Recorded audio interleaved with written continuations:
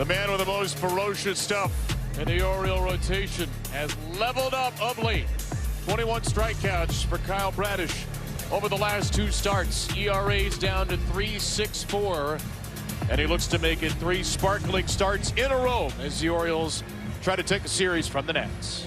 And Bradish has been saying he's feeling more locked in, and he wants to lean on that sinker to set up the breaking balls. And in the last 2 starts, since he's been so sensational, breaking balls, hitters are hitting just 2 hits, 2 singles, 2 for 18, 9 strikeouts over that span. And as we take a look at the StatCast powered by Google Cloud, as you'll see, the sinker, with that movement and that velo's been up for him as the summer's continued on. But where he wants to go to later in the at-bat and his go-to pitch is that slider and curve. He mixes with whatever he has a better feel on that day. Sometimes we'll see the more slider usage. Other days it's the curveball. But the guy you want on the mound in the finality here. Bradish for the Orioles today, Zach Littell for the Nationals. Here's the batting order for Blake Butera in Washington. The Nats have slipped to the number 2 spot in baseball. 2nd highest scoring team runs per game behind the Dodgers. Luis Garcia Jr. 4 hits, including a bolt of a home run yesterday.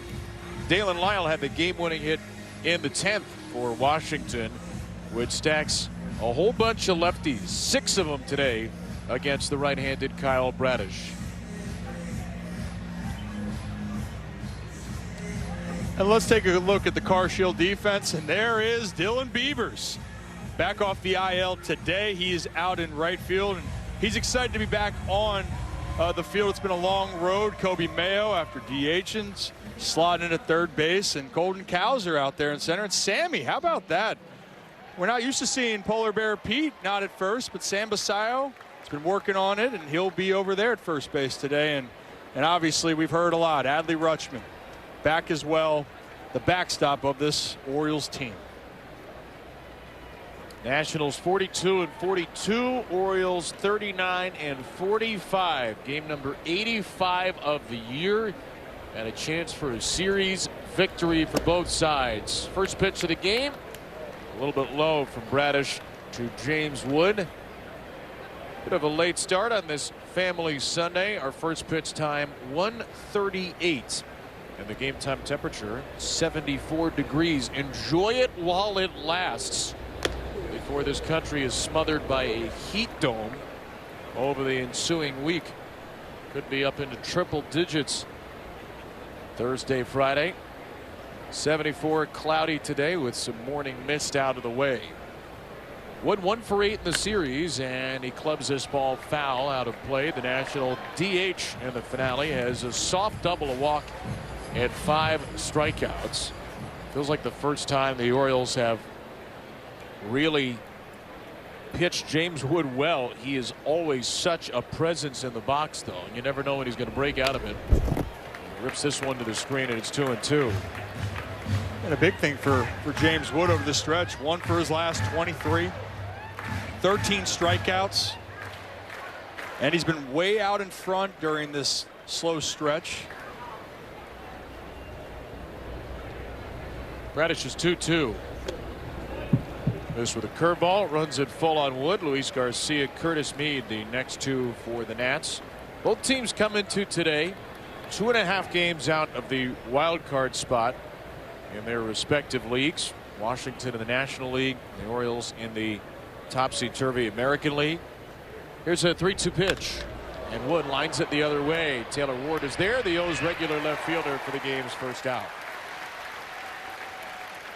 Now our Bet365 odds to watch. Bet365, where winning is everything. The Orioles plus 100, minus 1.5 on the run line. That's to win by 2 or more. And hey, why not win by multiple runs? The O's have struggled 6-13 now in 1-run games after the loss last night, 4-3 in extras. 3-1, a 2-run win in the first game Friday. So only 11 combined runs between the teams. Here's a broken back ground ball from Luis Garcia Jr. Gunnar Henderson picks it and throws him out. 2 up and 2 down. Early today for Kyle Bradish, Rip, it's somebody you know very well. What are you dialed in on the first couple of innings? Well, I wanted to see how he wanted to mix his pitches, and I always love when a starter wants to establish the fastball. That's where it is. If you can get hitters out that way, great, because we know what stuff Kyle has with his off-speed breaking ball pitches specifically. So he will go to that slider, curveball, but if you don't have to show it as much early, that'd be the goal the first time through the lineup. But Garcia on a fastball. And starts with a heater for a strike to Curtis Mead. Our cold hard facts today are presented by Coors Light. Kyle Bradish back-to-back first pitch strikes. His last start, first pitch strike 2/3 of the time. The only better one, the previous start at Seattle. Why is that so significant for Kyle in particular? Well, much of the year, he has had the worst first pitch strike rate in baseball. So that number's starting to get better and better after 2 rocky starts of 4 innings, 5 runs each against Toronto and Seattle. Bradish has really started to dial it in earlier in counts. Still only 56% first pitch strike rate on the year. That is 3rd worst in baseball, but again, it was by a good margin worst before this stretch. Mead 1 for 6 in the series, batting in front of C.J. Abrams. And he'll take a slider for strike 2. And talking to Bradish about that, you know, keep in mind, this was the first off season he had that was actually a normal process for him. Goes in the spring, you're trying to get comfortable. Then you might just press a little bit, trying to be too perfect the first couple months. A check swing by Mead. Bradish is over to get it. He'll take it himself. Closer play than it might have seemed. But a 1 unassisted ground out ends a 1-2-3 first.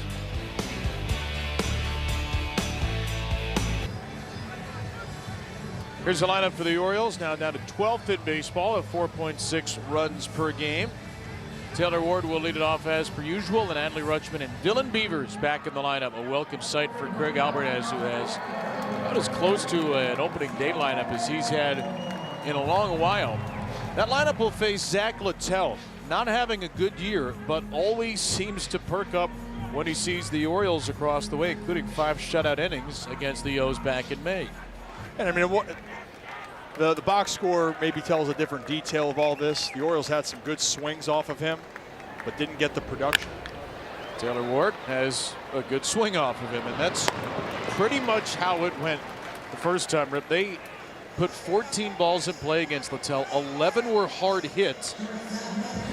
And it was a 5-inning, 2-hit, no-run outing for Zach Littell. Yeah, and right there it was 103 off the bat, and, you know, an outs and out. But for Zach Littell, there was 2 hits in that game. Taylor Ward off a sinker and a double from Gunnar off a splitter. So definitely likes facing the Birds. Gunnar Henderson, who typically likes facing him, takes a fastball wide. Xfinity Power Connections today. Gunnar Henderson with very good numbers against Zach Littell, 4 extra base hits. Taylor Ward and Colt Cowser have also taken Littell deep twice.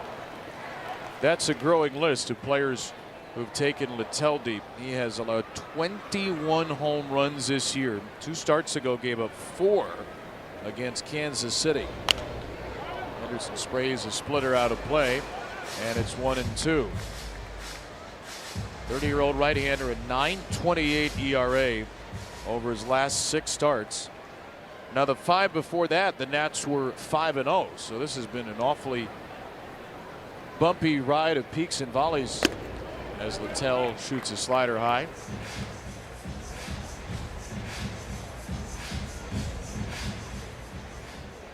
Career against the Orioles, 2.52 ERA, 53 2/3 innings, only 8 walks. Henderson with a high fly down the line and right. Jorge Bibas, the second baseman, makes the catch, and there are 2 away.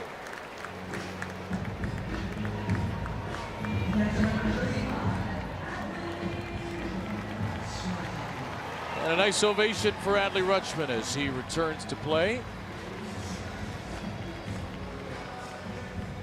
It was a week ago from Thursday. Adley Rutschman got hit in the ear, side of the head, by an errant throw from Colt Emerson running first in Seattle. Rutschman suffered a concussion and was placed on the concussion IL. And he's back 10 days later after a couple of great days of work.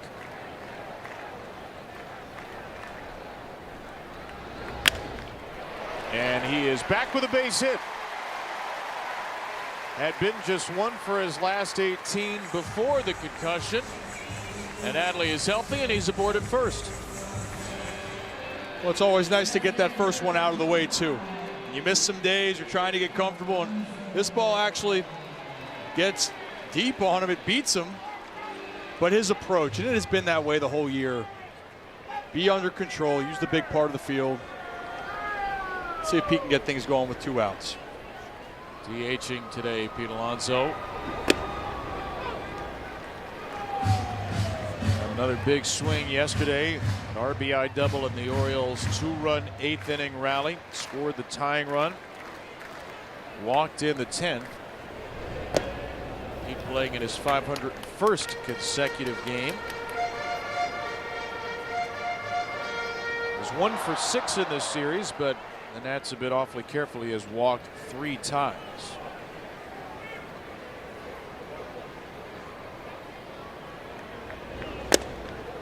Littell gets a splitter for strike 2.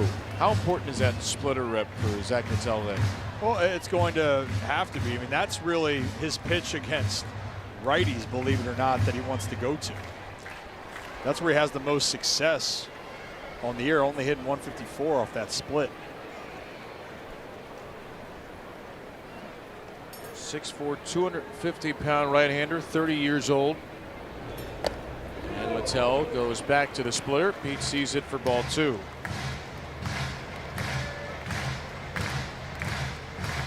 By pitch type, Zach Littell's slider has been very effective. His fastballs have not. His 4-seamer and 2-seamer, negative 18 runs of value based on the results of those pitches. That measures whether a pitch is a ball, strike, hit in play, or what the result is when it's hit in play. That's another way to show it. 14 home runs allowed on the fastball. Nobody's given up more.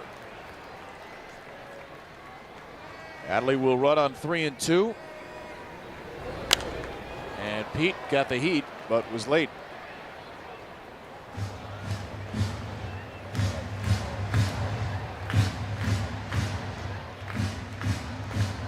Orioles, the first 2 games of this series, scored 6, left 19 on base combined. Yesterday stranded the bases loaded to end the game in a 4-3 loss in 10. Alonso clubs one to deep center field. It sounds good. It looks good. The polar bear to the base of the batter's eye.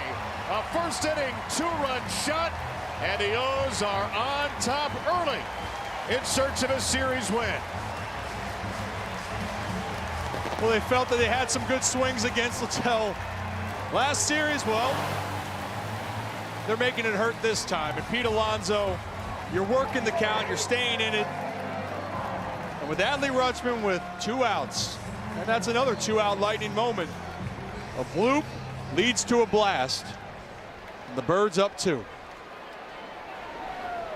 437-foot blast, to be precise.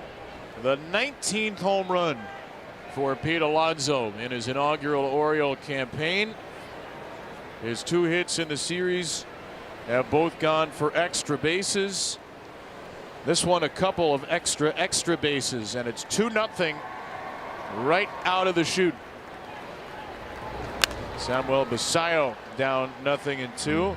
A guy who allows a lot of home runs in Zach Littell, and the Orioles take advantage. His 22nd allowed and Alonso's 19th hit.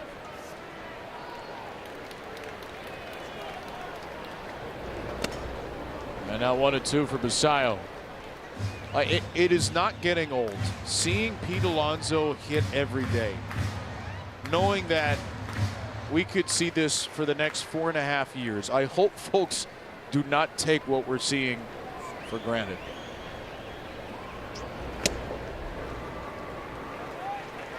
I know there are a lot of great hitters in the game, and Rip, the Orioles have had great hitters recently, but somebody with the consistency and the power of Pete Alonso, someone with those kinds of accolades, this is new.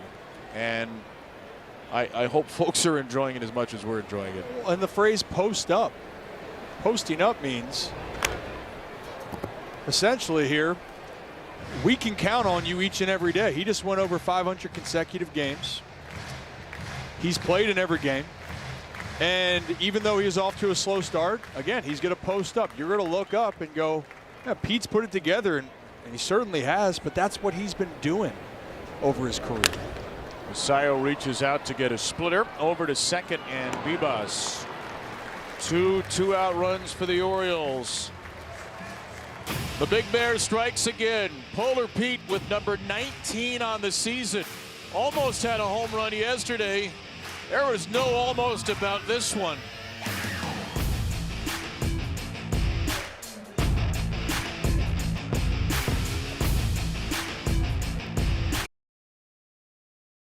A 437-foot home run by Pete Alonso means baseball fans scored 2. Unlock your free 20-ounce Baja Blast by registering now at BajaBlastHomeRuns.com. Second longest of Pete's Orioles career in his first season. He's on pace for right around 37 home runs now. He's hit 19. He's knocked in 58, both to lead the team. And he's given Kyle Bradish an early 2-0 lead. C.J. Abrams batting fourth for Washington today. And Abrams takes a fastball cutting in for ball 2. So Kyle Bradish got an early lead in Anaheim on Monday. Taylor Ward homered on the first at-bat of the game. And Kyle made it hold up, going 8 shutout. Pete DHing today has given him double that. A 3-0 count here on C.J. Abrams. Bradish's last 2 starts, he's only walked 3 combined. 8 innings, 6 hits, 1 walk, and 9 Ks against the Angels Monday. And a strike to Abrams here, 3-1.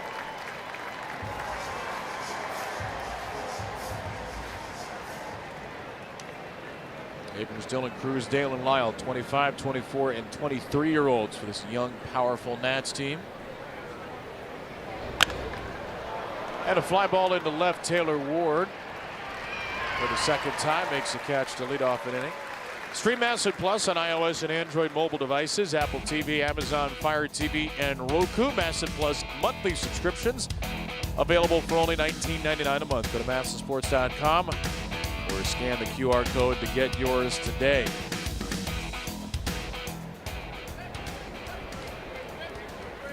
Four outs all in play so far against Bradish, as he'll work on Dylan Cruz.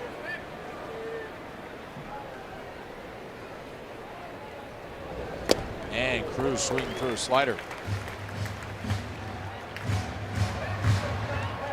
Remember earlier in the year we saw Kyle Bradish struggle with his sinker slider, which was the usual winning combo. He started to throw the curveball a lot more. But the last couple of starts have been more, if you could call it vintage Bradish, sinker slider, which was the great combination for him in 2023. No doubt about it. I mean, even to start off this game, I love the fact that you are establishing that sinker. And then just when a guy like Cruz here, who struggled with the slider away specifically, you can set that up. Back to the slider. That one was in the zone, and no play for Masayo. Because for Kyle each day, you know, when you go out there and you're stepping foot on the mound, he's got 2 elite breaking ball pitches. Now each day you want to try to feel which one's working better for you. You know, when he was in Toronto in the series, and I was calling the game with Ben Wagner, talking to him after, he felt that he had a good feel for the slider, but he felt like he might have gone to it too much.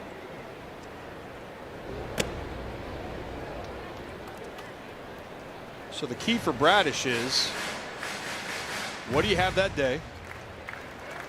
And also what works. And right now, what's worked recently, slider has been working. There's 1-2 after 4 straight sliders. There's the curveball. And there's his first K.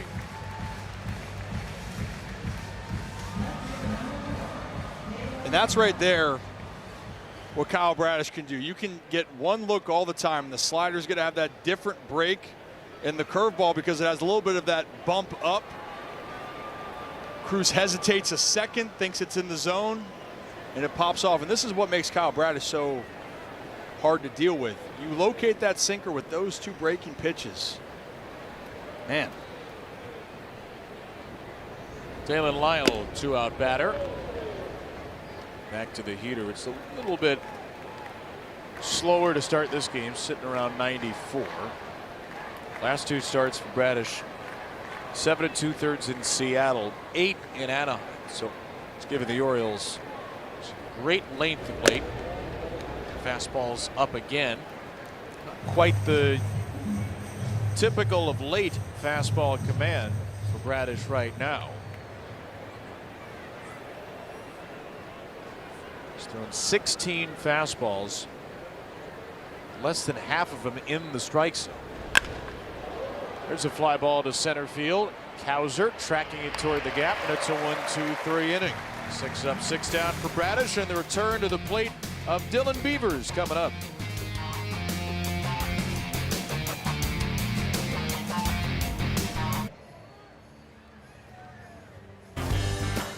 Maryland Lottery's fast play contestant of the game, Ronald Passage from Essex, is off to a good start. $500 for being selected, $500 more for every Orioles home run, and $5,000 more for each O's grand slam. Hit today. Learn how you can be the fast play contestant of the game at mdlottery.com/home run. Nice to see Dylan Beavers back. His first big league game since May the 10th, and he is ready to go. Swinging through a Zach Littell slider. Beavers was on rehab for 6 games. Rejoined the team yesterday and was reactivated today. He strained the oblique in mid-May. His last big league game was May 10th. He was going to be in the lineup May 12th here at Camden Yards against the Yankees, but was scratched just about an hour before the game. And the oblique strain has been a critical injury in the big leagues the last few years. Felt discomfort while hitting in the cage before the game. And Craig Albert at the time said it was a low-grade strain. Hoped it wouldn't be much time, maybe a little more than the Orioles thought. About a month and a half, maybe a little longer. But a big dimension to add to this team to get Dylan Beavers back. No doubt about it. And he was swinging it well before he went down. You know, in the last 4 starts that he had a hit in each one. A couple multi-hit games as well. And the hardest thing for the oblique is, as a hitter, because I dealt with one playing, it's gaining that trust that everything's okay. That's the final step, is that they're going to tell you, hey, you've gone through this healing process. Now can you just trust that it's going to hold up and be comfortable with maybe being a little bit uncomfortable to start off. Beavers slashes a fastball foul. How do you get okay? It's the mental side of this. It's, you know, we talk about the mental side of the game. It's a different feeling than what you're used to. Ball line foul. So, for example, Jackson Holliday is probably a good example with dealing with his hand.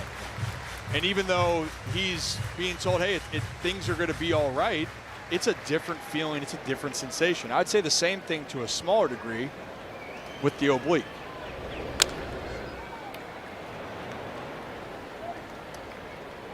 One thing that hasn't changed for Beavers, which I loved before the injury, was he just felt like he was just scrappy at the plate. And here we are again, working a count, already 8 pitches in. Zach Littell hasn't doubled up on anything through the 8 pitches. His 9th. Beavers fouls away another heater. He's getting fastballs in the zone. trying to pull the off-speed pitches a little later on the heaters. Beavers at .331 on base percentage in his 33 games this year with 2 home runs. As you mentioned, was hitting well before the injury. Pitch number 10, he pops up a splitter, and that will reach the seats as well.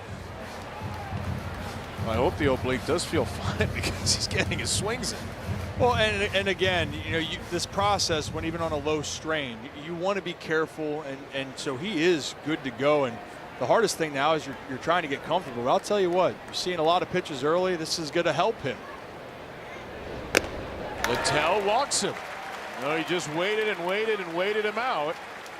And on the 11th pitch, Beavers returns to the big league batter's box with a base on balls.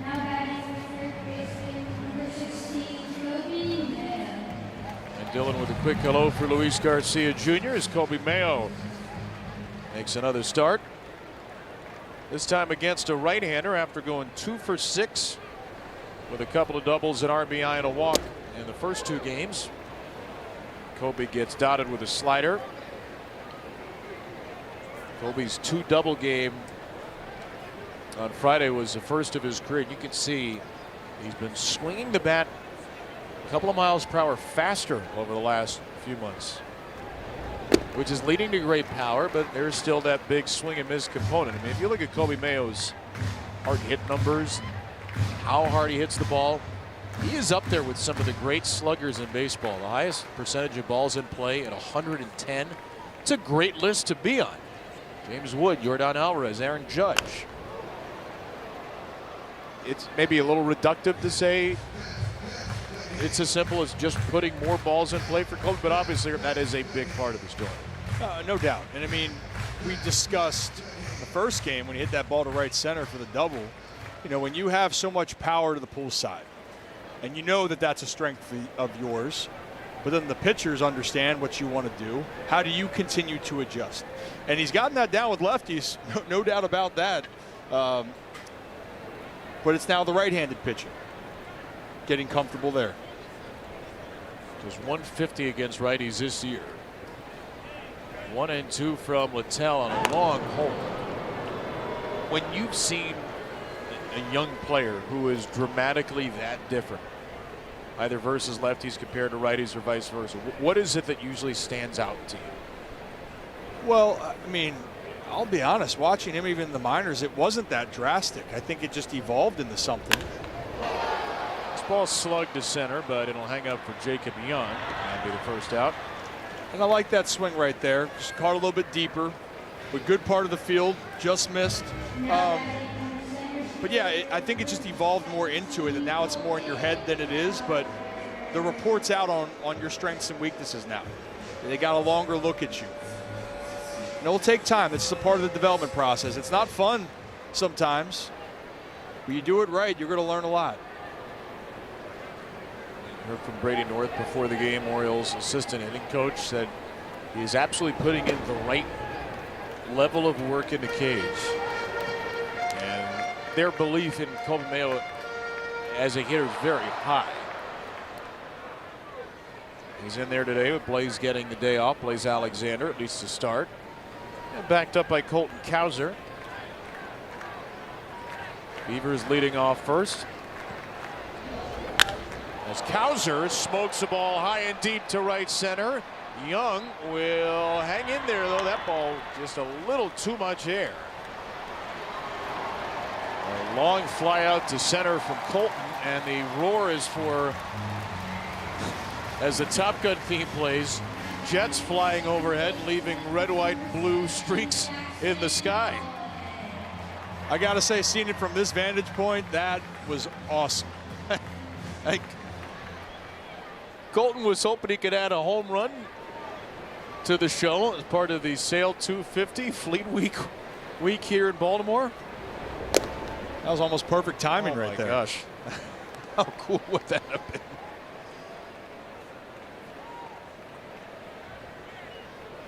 Two away for Jackson Holly. That will probably not be the last flyover at Oriole Park today. Inside to Holiday for ball 2. We had a game here a couple of years ago on a Sunday afternoon where Cino Perez had to step off the mound, I think 3 different times because of the roar of fighter jets ripping through the sky right above. Strike to Jackson. It's 2-1.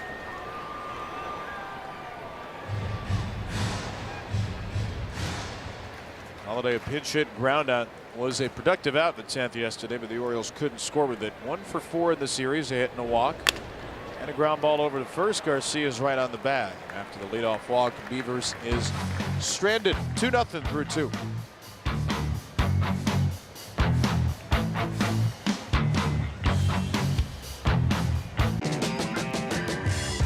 Orioles baseball on Masson, brought to you by Bet365, where winning is everything. And by the Law Tigers, Delmarva's Motorcycle Lawyers. In between innings here, the scoreboard just said, please be aware that aerial demonstrations from Sale 250 Maryland Air Show Baltimore may take place overhead during the game. In case we didn't receive the message just about 2 minutes before that.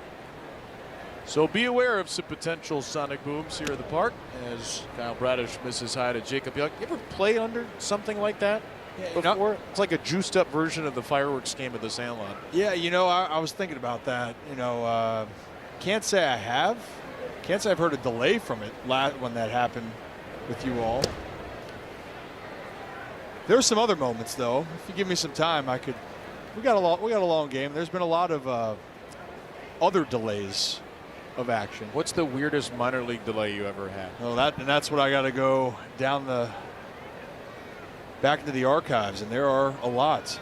I'm trying to think what I can say and what I can't. I remember, was it a year or 2 ago, we had a bee delay. There was a bee's nest out in the bullpen here. That was an early delay. Jacob Young against Kyle Bradish here, off the end of the bat, down to Kobe Mayo at third. Low throw, but Masayo grabs it before it hits the dirt. First start of the year at first base for Sammy, who has appeared there as a reserve in 5 games this year.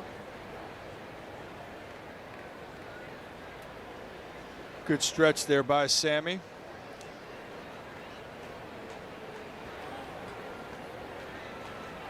Craig Alvarez does not speak to the media before games on Sunday, so we don't have a specific reason why Sammy's at first, but probably a good idea to give Pete Alonso a DH day. He's been playing a lot in the field. Sammy was getting some pregame work in with Miguel Cairo and Buck Britton. Mickey, who's really done a nice job as the Orioles infield coach, doing a lot of the teaching. And it's important, you know, and you're trying to find more ways to have both catchers in the lineup. You have the DH spot. I know Pete will say he wants to be out there at first every single day, but it's good to have that variety. Fly ball from Jorbit Bebas down the line and left. Taylor Ward out of room. Pete hits home runs in the DH spot. You know, he might be okay with DH. No, he won't. He wants to be out there. But O's fans, man, you're right, KB. I hope we don't underappreciate what I believe Pete Alonso is going to do with his time here. And I certainly don't think Mets fans did, and certainly Mets fans, they are missing Pete Alonso very badly right now. They fired their manager Carlos Mendoza, placed him with Andy Green on an interim basis just a couple of days after the Mets committed 6 infield errors. Their first basemen have just not done the job. It was a very poorly received parting in New York when Pete Alonso came here. Mets fans wanted him back, and they want him back even more now. We're awfully glad he's here. Ground ball to shortstop, Gunnar Henderson. Retires Bebas. It's just such a joy to watch Pete when we get to see him work. The Orioles don't take batting practice before every game, and not before day games, and depending on the weather or a long night the night before, they're not always hitting on the field. But I love watching Pete work. Love watching him take ground balls at first. Miguel Cairos said he is a coach's dream, the way he works defensively. And there are just not many players in the game that have his level of power, his level of consistency, and show up in the lineup every day. Well, if you look back for the previous years, you know, players no longer with the Orioles, but you're trying to fill the hole. Anthony Santander, when he was here, was a consistent bat there. He was the main run producer, RBI guy for the Orioles. You got to find the ways to fill out your lineup. Everyone wants to hit home runs. Everyone wants to drive guys in, but some guys just have that about them. And Pete's made a career out of that so far in the bigs. 2-0 K-Bear Ruiz. There's a strike zipped in by Bradish. Only one strikeout for Bradish today, but he has retired the first 8 Nats. 4 on the ground, 3 in the air. Ruiz 1 for 3 with an RBI on Friday. And he sprays his foul, 2-2. Well, in the last outing too for Kyle Bradish, had his highest usage with his sinker. And so when I'm looking at it, today so far, sinker fastball, that's what's leading this. You know you got your elite breaking stuff in your back pocket when you need it. 97 there. You mentioned at the top you want to see if he can get through the lineup early without a ton of breaking ball usage. It's less than 30% today breaking balls, as you see the sinkers crept up and up this year. Yeah, we're in a different day and age where you want to mix, but if something's working, continue to ride it. And there's the first base runner for Washington. 2 low 2-seamers. Ruiz, who does not walk a ton of, it's only his 6th walk of the year in 180 plate appearances. And that brings up James Wood with 2 down. Yeah, that's the only thing right there. I love challenging him with that sinker. Don't love the walk to the 9 spot, because James Wood, that last at bat, looked a lot more like what James Wood has been this year. There's a hard line drive out to left at 100 off the bat.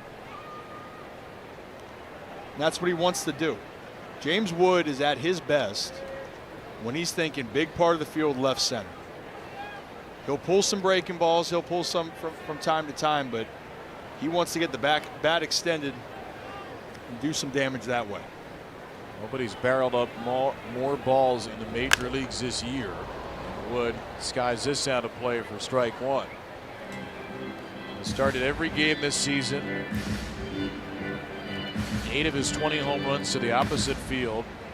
And he's the only player in the majors right now with at least 20 homers and at least 10 steals. 20 and 13 are the numbers.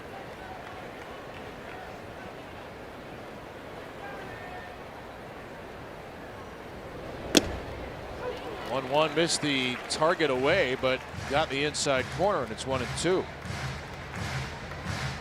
This will be curious. He's been out in front a lot, like I mentioned. 67 of James Wood's 120 strikeouts have been via the breaking ball here.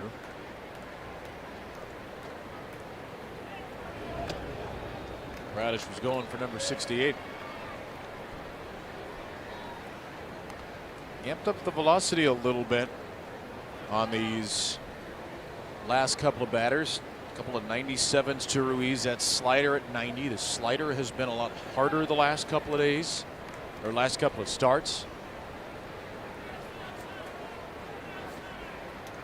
20th pitch of the inning.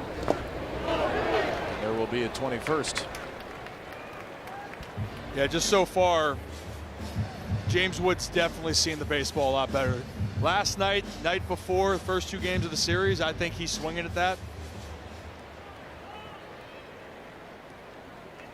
But now with the runner moving, really anything's open for Kyle Bradish.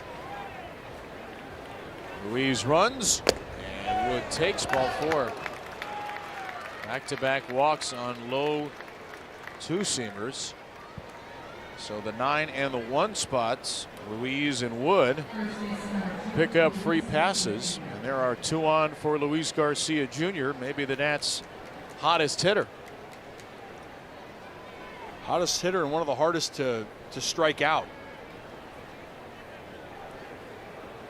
You mentioned some of the struggles for James Wood on breaking balls. Garcia is a great breaking ball hitter this year, and he takes a breaking ball low. That's been one of the biggest evolutions for him, hitting .315 off of breaking balls so far.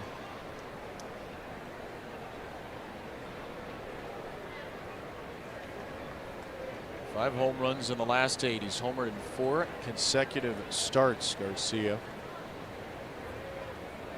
2 on, 2 out, 2-0 O's. There's a strike with a curve.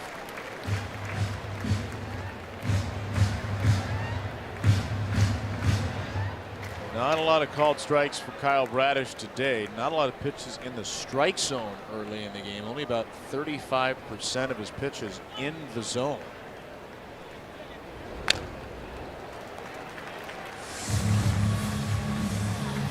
But now an account and against a batter where you could reasonably get a chase. But here's the thing with Luis Garcia too. Almost 32% of his hits are with 2 strikes. He's got 22 on the season. So, yeah, you want to work ahead here, but this has been one of his strengths. And obviously, it's been one of Kyle Bradish's strengths to get the strikeout pitch. There's chase and a foul ball, 97 riding away. What you played with him, what is it about him that makes him such a contact hitter? It's, you know, I saw him before the game and I said, you know, you haven't changed at all, just how he looks to me and how he plays. And he goes, oh, I know. And so he wants to be free swinging always before 2 strikes. But with 2 strikes, it's almost like he slows his body down. And I remember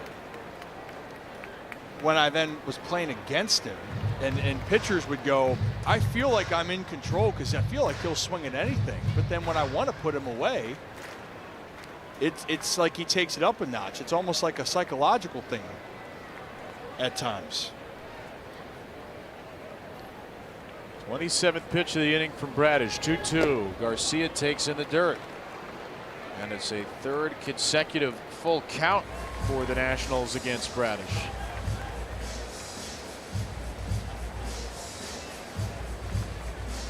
Pitch count was 25 through 2. He's thrown 27 in the 3rd inning alone.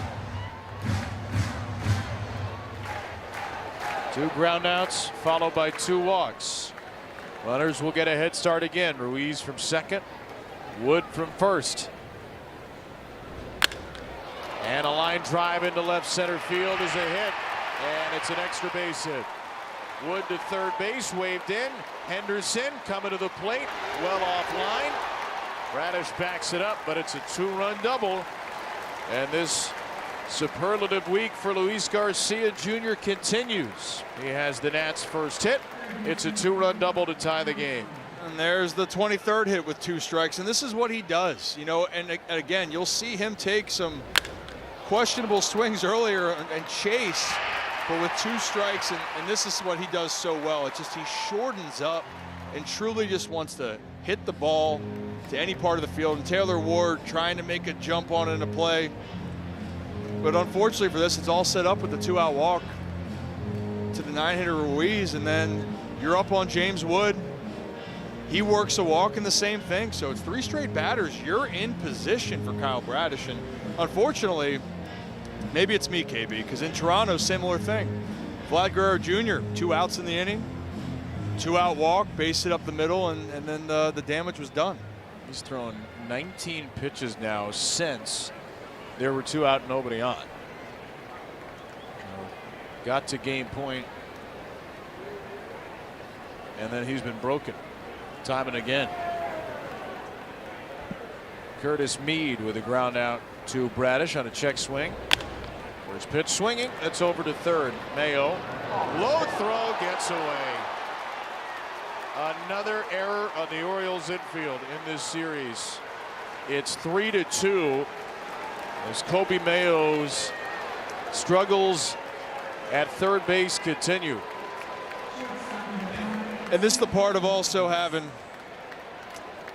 you know, with Sammy being over there for the first time, or even Kobe, there's a comfortability of getting set. And right here, we're seeing them come together, and it's almost just right at the end.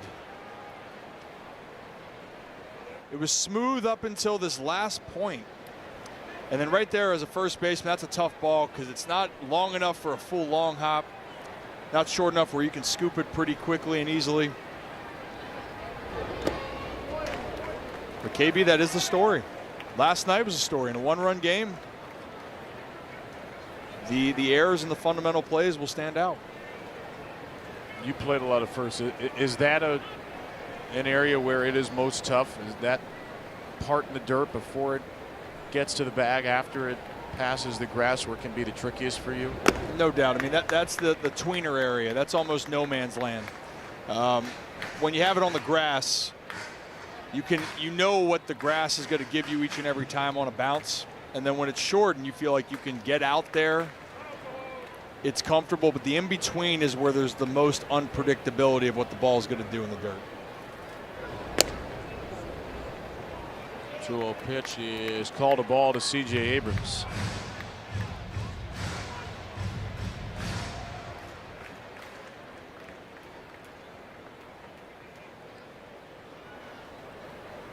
Walk, two-run double, run-scoring error. Mayo's 6th error of the year.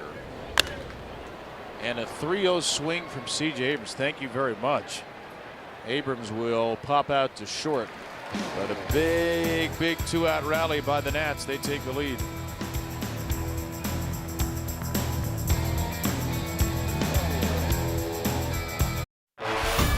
Calling all heroes, all veteran and active military members can receive a complimentary Orioles cap. Just visit the guest experience kiosk behind home plate at any home game throughout the season. Presented by Tower Federal Credit Union, your hometown credit union for over 70 years. A 3-run third inning by the Nationals on this Sunday afternoon. Part of Sail 250 Maryland, the Air Show Baltimore, Fleet Week all going around here.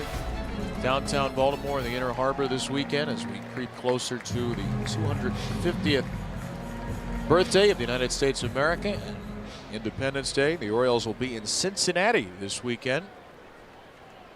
A great place to be in terms of old school baseball history. The O's will have a 3-game series with the Reds. A lot of home games here. 3 with the Nats, the next 3 with the White Sox, who come to town for a series starting tomorrow. And then a quick road trip, just 1 series at Cincinnati, bookended by off days before the Cubs and Royals come here to end the pre-All-Star break portion of the year. Well, the Orioles have a little digging to do now. Zach Littell pitching with a 3-2 lead against Ward, Henderson, and Rutschman.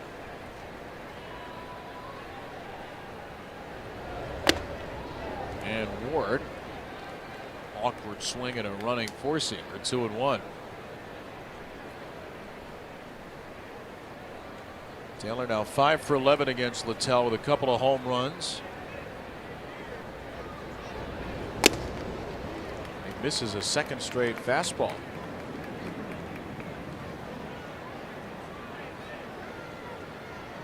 Ward has reached base all 17 career games against the Nats. This series 3 for 9, 3 for 10 with a walk. And he takes a splitter for ball 3.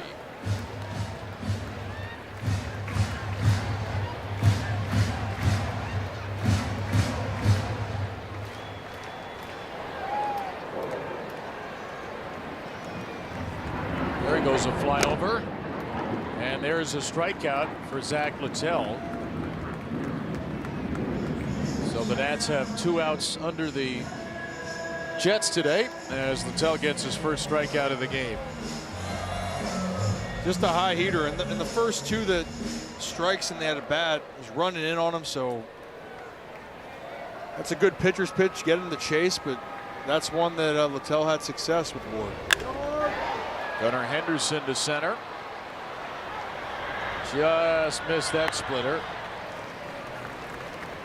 2 up and 2 down. Gunners 0 for 2. Birdland this Tuesday. Lace up for Run Club night when the O's host the White Sox. A special ticket package gets you an exclusive Orioles Run Club cap and a game ticket. Go to Orioles.com/ticket packages. Well, in the first inning, Littell got the first 2 outs on 6 pitches before Hanley singled and Pete homered. First 2 outs on 7 pitches here. Maybe the Orioles have Littell right where they want him again.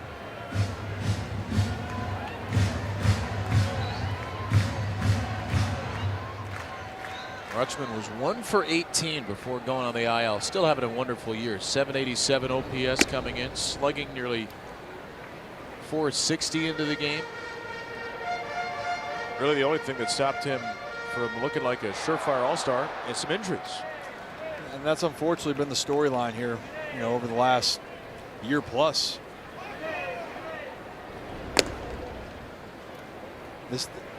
You could tell from the start he felt good defensively. He looks great. But it's been hard to build that when you got to have a couple IL stints. 3-0. Hanley not swinging. Will take a slider low. It's a 4-pitch walk. And that sets up the home run hitter from the first inning, Pete Alonso. Let's take a look at this right here, because this was a great at bat by Pete. Falls behind, takes some splitters down low, and then Littell tries to sneak a fastball, then says, you know what, I'm not going to do that again. How about a slider? And well, Pete didn't miss any part of that. 2-out home run. 7-pitch at bat, the longest at bat that's resulted in a home run for Pete Alonso this year. First homer with a 3-2 count this year for Pete Alonso. How about that? Adding to the list of Oriole first for Pete. And the other part for the Orioles with 2 outs, and that's something I've been wondering here. From May to June. In May, the Orioles hit 202, 38 RBIs in May. In June now, average up to 240, 14 home runs, including the one we just saw in the first, and 52 RBIs. Maybe there will be some more 2-out lightning here from Polar Bear.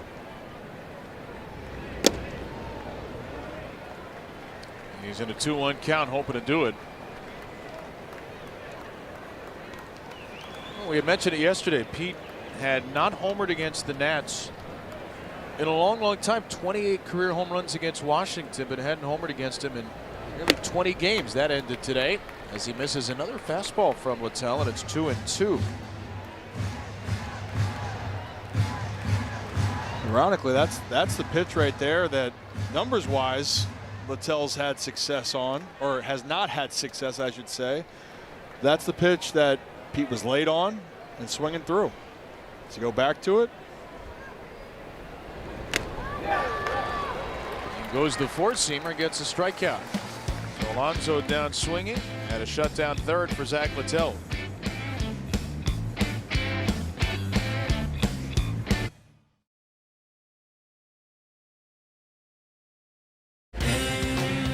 Fourth inning of Orioles baseball is brought to you by your local Toyota dealer. Shop Toyota for legendary style and reliability. And check out the all-new RAV4 at Toyota.com. Into the fourth inning we go. Kevin Brown and Ryan Ripken up here in the booth. Rob Log down below. The Orioles trailing 3-2. Struggle for Kyle Bradish today, being in the strike zone. Doesn't need to be in the strike zone all the time because of his pitches, but he needs to get ahead of hitters. And he's not been doing that today. 38% in zone rate. And he's only thrown a first pitch strike now to 5 of the Nationals' 13 hitters.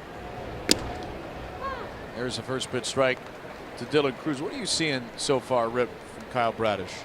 Well, everything, even with, you know, being a little bit erratic with his control, he still was looking good until 2 outs last inning facing Ruiz. You know, and earlier in the innings in the game, he's fallen behind the count and battled back.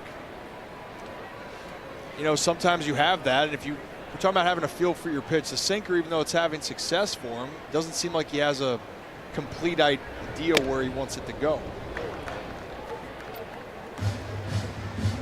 Tell you what, too, Jansen Visconti has been excellent behind the plate so far. There have been a ton of pitches just barely out of the zone, and I don't think he's called any of them strikes. So maybe with a little bit of a friendlier zone, Brad is having a better day, but it's been an accurate one. That one's just off the corner as well, and it's 3-1 to Cruz.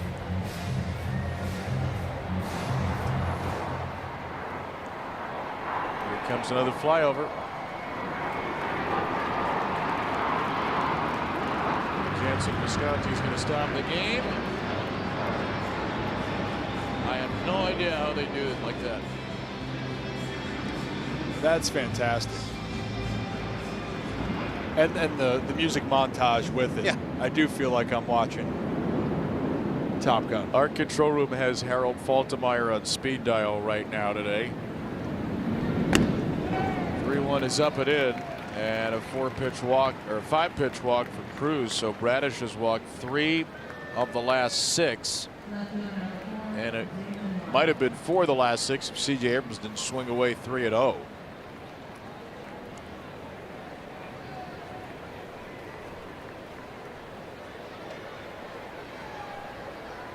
The Nats get the leadoff man on for the first time. Here they come again. It's got to be bizarre to be pitching today.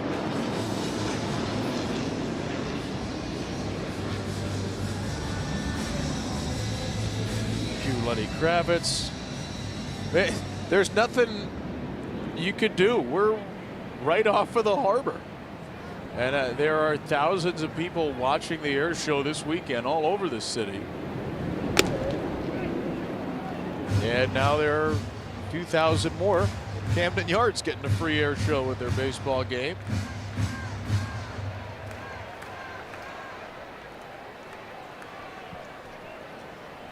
David Lyle fly out his first time. I'm waiting for one of these planes to just slow down heading over the park and for Ben McDonald to parachute onto the field. That would be right down. He's got the look for it. You've been ever up in one of those? Oh my gosh, dozens of times. No, never. I think I could handle it in theory. In theory? Yeah, I don't have a perilous fear of heights. Have you? Well, I was gonna say I go back to like the whole roller coaster concept. For me as a kid, it was fine. Now as I get older, the coasters get me a little bit. You're out queasy. on coasters? Well, no, I'm not out on coasters. Down to first and foul. I can't. If I say I have too much pride, I have to do it. I might have to, play it off a little bit. It's happened multiple times. Okay. Just don't be near me, just in case. Well, we can. So if we're at a theme park together and you're going on the roller coaster, I'll just wait for the next one, is what you're saying? No, we'll sit together. Okay. You can see for yourself. I don't want to. I take your word. I trust you. There's a breaking ball Bradish's been looking for. And he gets Lyle swinging. The second strikeout for Kyle today. That was probably one of his best located breaking balls of the day, too. Curveball starts right at the bottom of the zone, and for a lefty, and Lyle likes the breaking ball in. A lot of lefties do. Start at that bottom of the zone, drop it off. Great pitch. I would love a double play ball against Jacob Young. Another first pitch out of the zone. First pitch strikes today only 6. Now 7 times in the game. 7 out of 16 for Bradish. And again, 2/3 first pitch strikes his last start against the Angels. Already up to 70 pitches. And there is a strike right at the tippy top of the zone. Young wants to ask about it.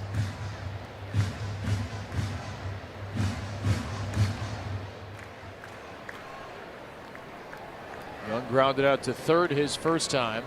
One of the best defensive outfielders in baseball. Is 1 for 4 with a double at the plate this series. And he slams the ball out of play here, 1-2. It just hasn't been the swing and miss stuff we've seen the last 2 starts for Kyle Bradish. In a year where the Orioles have really flirted with momentum and never fully grabbed the throttle, it's been a little bit of that year for Kyle Bradish. A couple of great starts, a couple of rough starts, back-to-back great starts, and now a day where he just hasn't been in the zone much. And Young takes a curveball low. And I mean, the reality of a season, I've talked to Jim and Ben about it a lot. I mean, there's going to be days where you go out there for Bradish, the last 2 starts, you're going to have your AA plus stuff and control. Then you're going to have a mixture of your B game, C game, and when you have that, how do you compete? Young to center. Cowser will make a catch for out number 2. Hey, I want to shout out, and we want to say thank you to our Birdland members who were here at Selfie Day today. This is one of our favorite days of the year to be a small part of. Tons of Oriole Birdland members, a couple hundred on the field, getting to take pictures with Oriole players, coaches, staff members. A lot of the Oriole team out there. Al Bunbury, Joe Ursulak, some Oriole Hall of Famers were out there as well. The bird, the hot dogs. And we even got to be a part of the fun on Selfie Day. It is the best part of the job, maybe, getting to go hang out with Oriole fans. I mean, this community's special. I mean, all of Birdland knows it. Not only passionate fans, great people. That's what everyone talked about for me. You got to get to Selfie Day. It was a blast.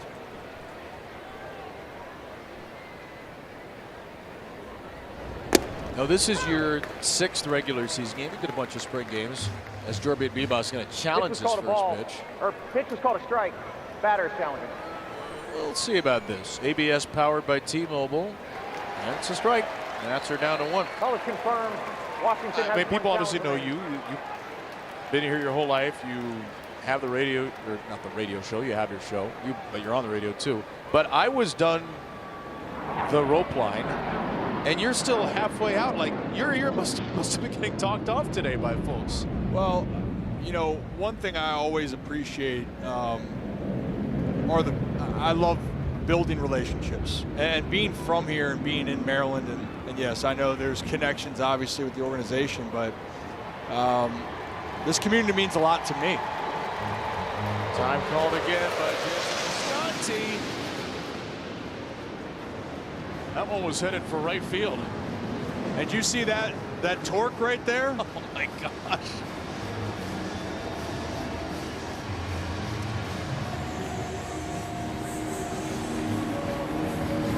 Definitely going to have to ask Bradish after this. I know you're locked in, and I know we can say you got to go compete, and you are. But this isn't something that you prep for each day you come to the ballpark, and not just once. It's been multiple times. There's no timing sheet on this. You're not told in the top of the 4th with 2 outs. That's going to be the Buzz the Warehouse moment. 0-1 to Bebas. His play resumes, and it's fouled away, strike 2. This is just one of those weird, unforgettable baseball days. And when the crowd starts cheering, you probably know a jet is coming. And maybe you can treat it a little bit like you're, I don't know, back home in the Sandlot. But we've had 3 timeouts during this air show. 0-2 to Bebas in the dirt. I do want to shout out, by the way, while we were talking about Selfie Day, our friend Anita, who made some wonderful black bottom cupcakes, 2nd straight year. Again, I encourage folks, we're okay if you don't bring us food. We don't want our booth to all of a sudden become a warehouse, but we make an exception for Anita, who makes a mean black bottom cupcake. And I know that Those were well received by the crew today. So thank you, Anita. It's great to see her again and great to see so many Oriole fans again. A lot of people we saw Friday at the Birdland Mingle and a lot of folks who met for the first time today. It was just an awesome, awesome event.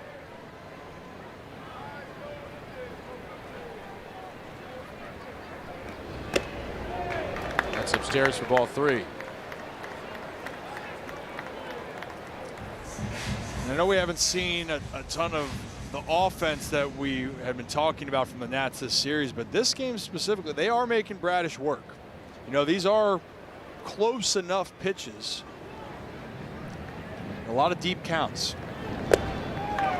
There's another 2-out walk. Most of the majors. Bibas will need to redirect as the Nats have their 4th walk in the last 2 innings, and Tyler Wells starts to throw. 26 2-out walks. Robbie Ray, second most in the big leagues with 20. And 3 of the 4 walks have been with 2 outs for Kyle today. And that's really been the difference. You know, you asked earlier, KB, about, you know, what are you seeing or the value of the first pitch strike. You get the first pitch strike, it opens up a lot of what you can do, and you have more to play with. You don't have to feel like you're battling from behind, you know, and for you know, Ruiz coming to the plate, that's what happened previous at bat. You fell behind, then you battled back, but you have less chances. You got to be a little bit more refined, and you got to execute your pitch.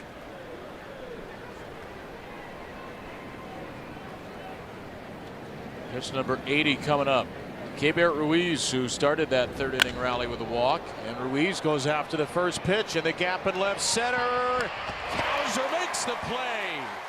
Great running grab by Colton Cowser to leave a couple of Nats on base.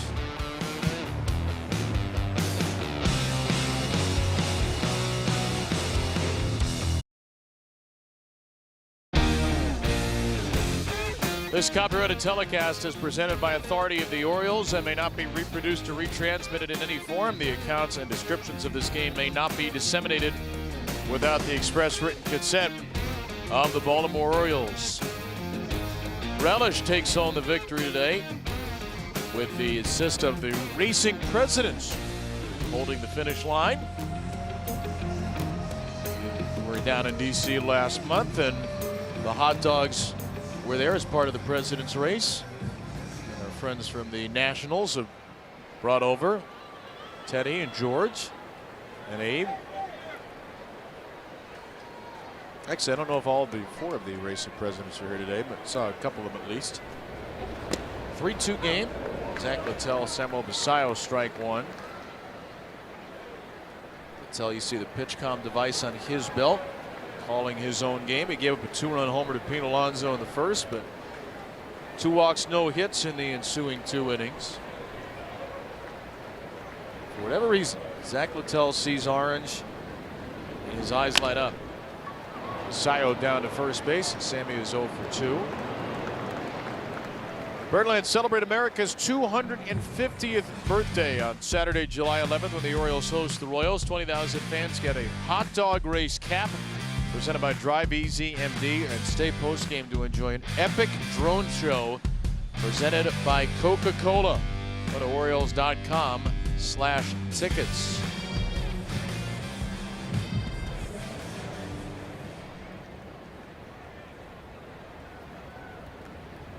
Littell's 10th start, 12th appearance against the Orioles career. Came in with a 2.52 ERA.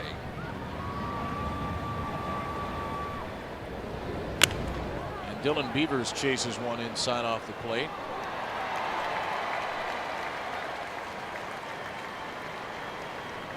Most innings pitched against any team. Obviously, Littell was a longtime Tampa Bay Ray. Here we go again.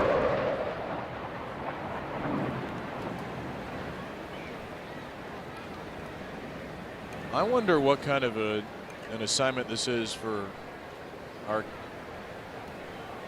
crack team of audio techs on the crew. Is it particularly hard for them today because of all the ambient noise of the fighter jets overhead?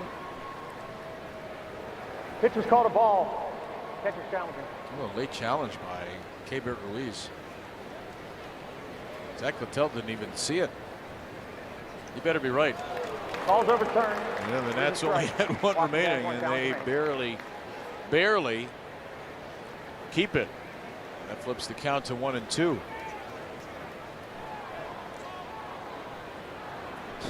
It's not bad. Good challenge.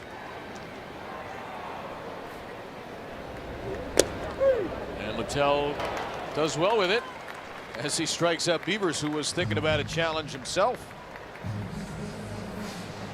From the top of the zone to the bottom right there, and I mean,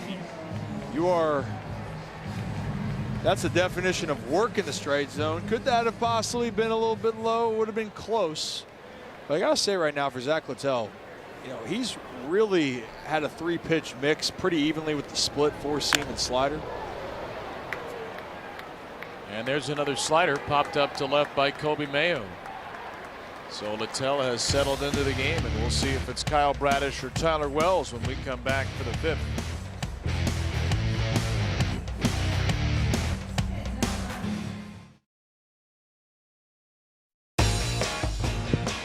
Birdland Paddle Up this Tuesday for pickleball night as the Orioles host the White Sox. Get a special ticket package to receive an exclusive Orioles Volair pickleball paddle and a game ticket. Go to Orioles.com/ticket packages. The Orioles will be looking to cool down the white-hot White Sox with a 3-2 Nationals lead. That's a pickleball outfit. I've never seen one right there. Bow tie and yacht rock cap included. Dress to impress. Next time you're with us, Ryan Ripken, that will be the dress code that I'll make sure to force on the crew. Oh, I'm in. I am in. Well, actually, I will wear that if you play pickleball with me as well. You and me, tandem. Oh man, I think no. I think I have to turn the offer down. As much as I'd like to see you in that, you know, my historic streak of never playing pickleball has continued another day.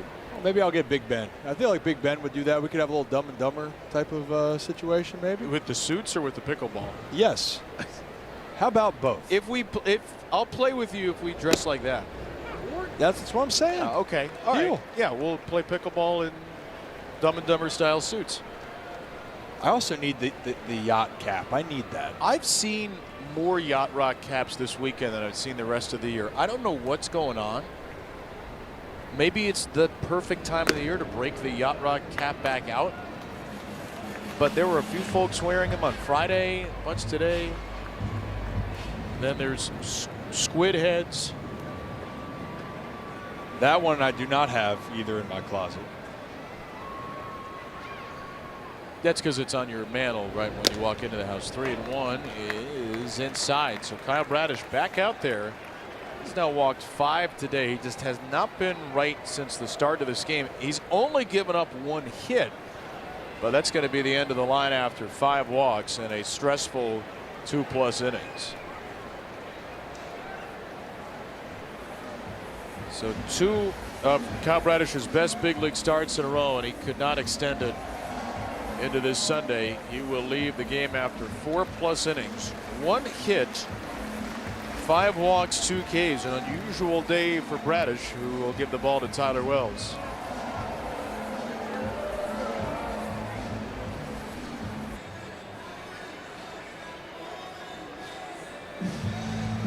This pitching change brought to you by Jiffy Lube. Want a 15-minute oil change plus 15 courtesy services in 15 minutes or less? Jiffy does it. And Tyler Wells now replaces Kyle Bradish, and obviously not the outing Kyle Bradish has won. Tyler Wells, though, here. He's really started to get comfortable. He's been asked to be in almost every single role. He can go long relief, come in with runners in scoring or runners on. Face Luis Garcia Jr., the hottest hitter right now in the Nats. Wells got 2 outs on Friday. He faced Jose Tena, got him to pop out, and then faced Garcia. A couple of pinch hitters. Garcia grounded out to short. Wells only threw 6 pitches. Can he give the Orioles 6 outs? Garcia swings and misses through a first pitch changeup. That's a bread and butter pitch for Wells. And like I said, Garcia is a guy early in the count. He's okay with being fooled. 2 strikes, there's a switch that gets flipped.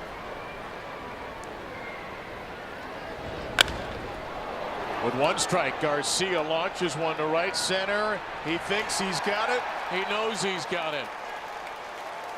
5 straight starts with a home run for Luis Garcia Jr. And the Nationals have scored 5 in a row to take a 5-2 lead.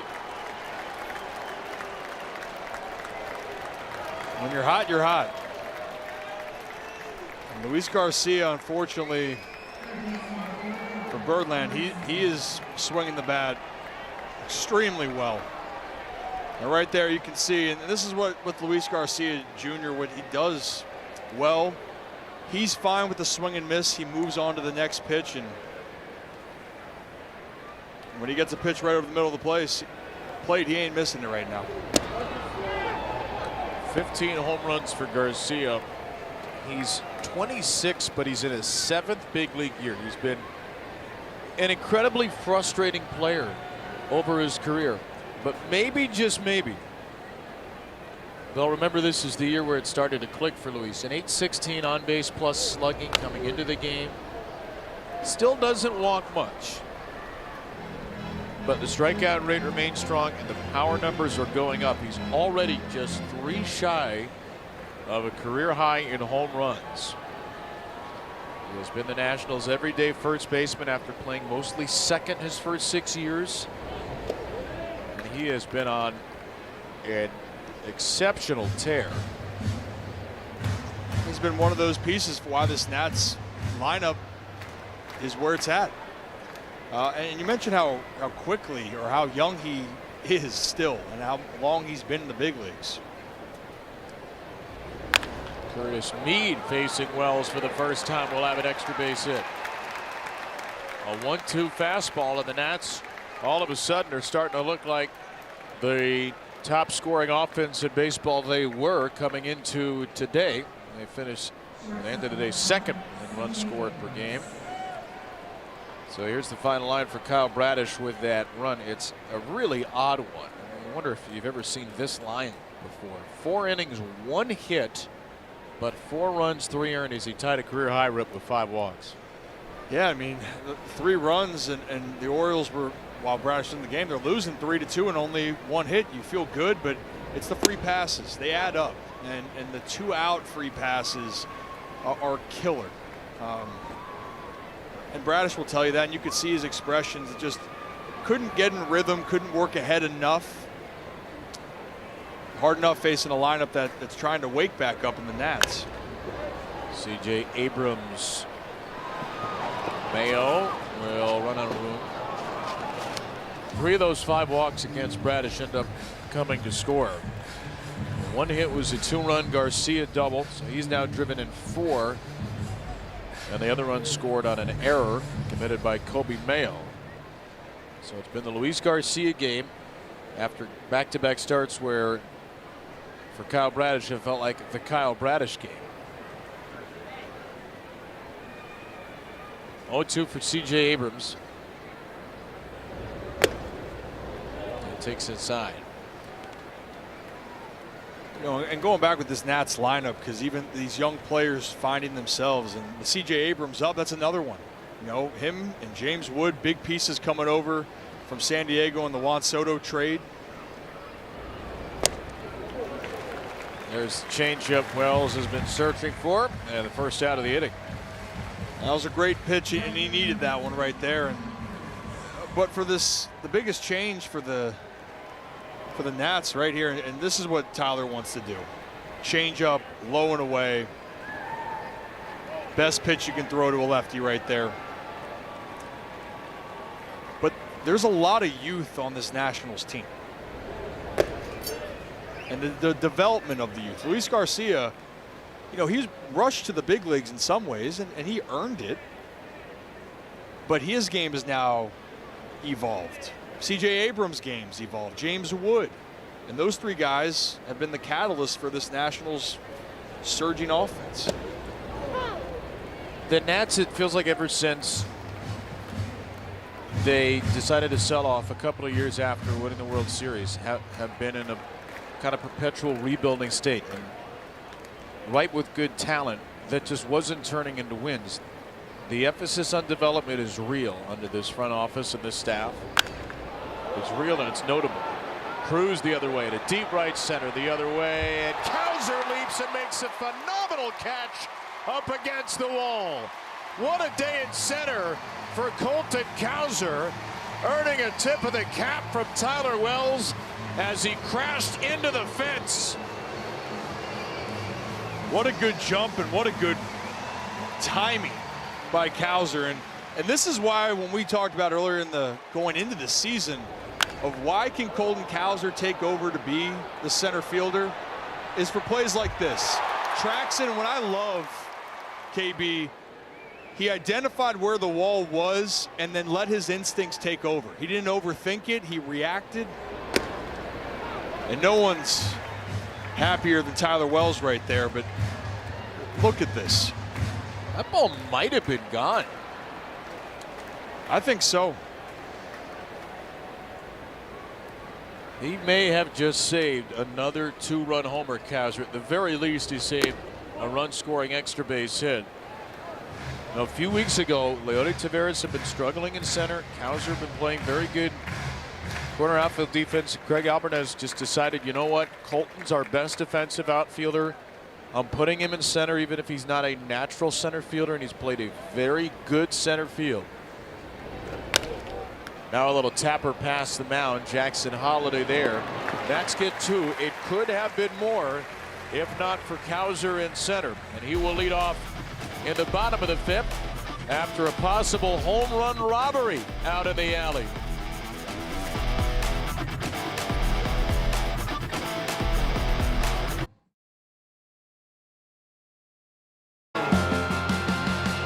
MLB Plus is new for 2026. Stream MLB Network 24/7 and select out-of-market games every week, plus live radio broadcasts of every game, game day 3D, big inning, and minor league action. Visit MLB.com/MLB Plus to subscribe today. Nobody's more appreciative of Colton Cowser right now than Tyler Wells, as Cowser may have saved a home run.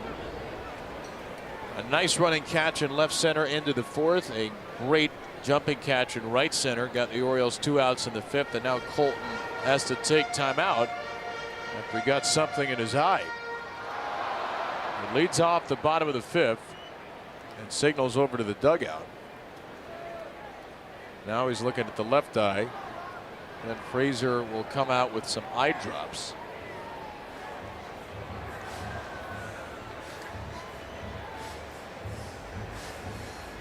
Colton's going to try to do this with batting gloves on. I was about to say, you need a little assistance.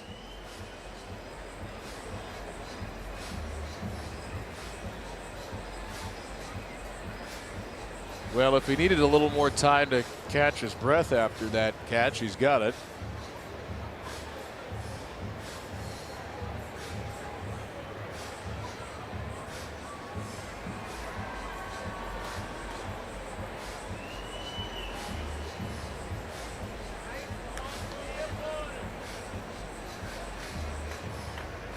Two dry eyes right now, Cowser.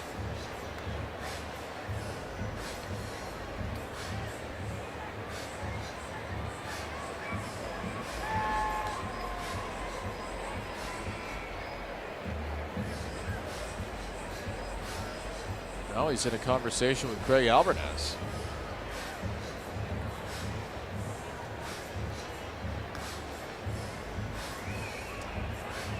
I'm trying to think, one thing gets in your eye, both though.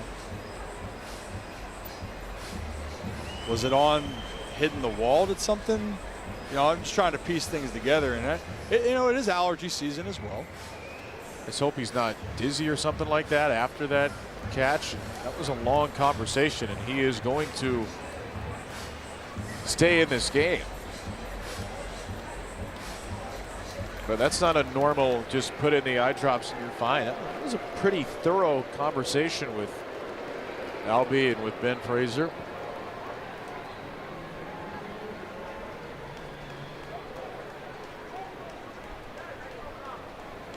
So Cows are back in there.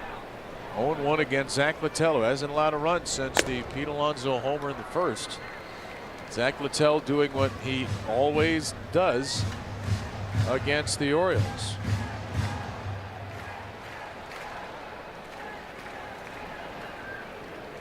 His 10th career start, 12th game against the O's. He has never, not one time, ever allowed more than 3 runs in a game against the Orioles. 5 shutout in DC early in the year. This is a guy with a 9+ ERA in his last 3 starts. Cowser to the screen. It's 2-2. Decent breaking ball numbers. Pretty good walk rate. I mean, if you look at his baseball savant page, everything else is at the bottom of the barrel. Tons of hard hits, tons of barreled balls, tons of fly balls. As bad of a swing and miss percentage as any pitcher in the league. Cowser to left field, and that falls in front of Lyle. It's a trap, and it's a base hit for Colton to lead off the Oriole 5th. I think the eyes are fine. And right there, great battle from Cowser there. And this is talking about the development on the national side. I still think Cowser right here, off speed away, staying back. Right there, dropping just down in front of Lyle. Cowser, what I'm seeing, KB, I'm seeing a guy that is trusting his abilities more and more each day. And even though the results aren't going to always be there, the confidence is there. That ball slugged to right by Holiday. Cruz makes the catch. What do you mean when you say you see a guy trusting his abilities? Well, also on that plate in center field, you know, when a guy isn't as comfortable, you're overthinking, and we've seen it. You're trying to, you find the wall, or you're afraid of that you're going to have a hit, and maybe you don't play as free out there. You know, when Cedric Mullins was here, that was something he did. Cowser right there, he just reacted, let his ability take over. And at the plate, I'll explain after this pitch. As it's taken down for a ball for Taylor Ward. The other part is, and Cowser talking about with 2 strikes. And he knows he's trying to stay back more and more. And working on his approach and his stance. And you're seeing it. It might not happen every single at bat, but going the other way with 2 strikes, you know, that's something that Cowser feels he can do a lot more, even though he hadn't done it over the previous year. This might be a little thing, but as Mitchell Parker warms up, Colton this month against off-speed pitches, 5 for 16.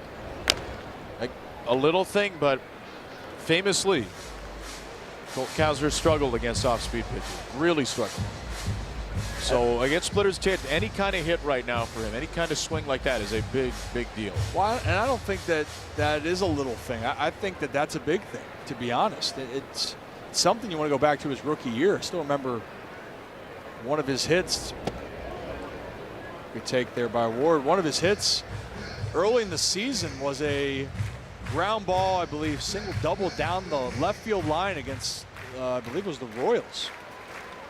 And he'll tell you, he thinks he's got power the other way, but he thinks he can really evolve at the dish.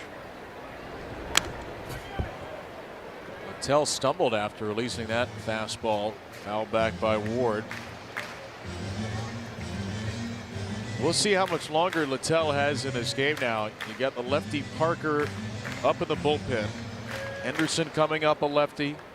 Rutschman, a switch hitter. And Pete Alonso, who's been worse against lefties than righties. This could even be the final batter for Littell.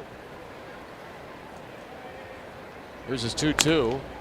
And Ward serves it to third, and a leaping Curtis Mead robs him of extra bases. Mead was part of that 5th inning rally with a double.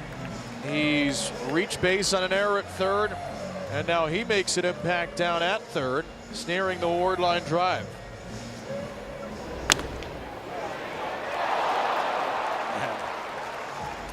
And Ward, you can see there's the hop by Meade and a little snow cone action off the top of the glove there. And I saw Taylor Ward do a little double check. You got to be kidding. Strike. Batter's challenge. Gunnar Henderson is challenging, and the Orioles will lose this challenge, it appeared. And they'll be down to 1 for the game. Call confirmed. Baltimore has 1 challenge remaining. Full top half, the ball in the zone, so each team with 1 remaining.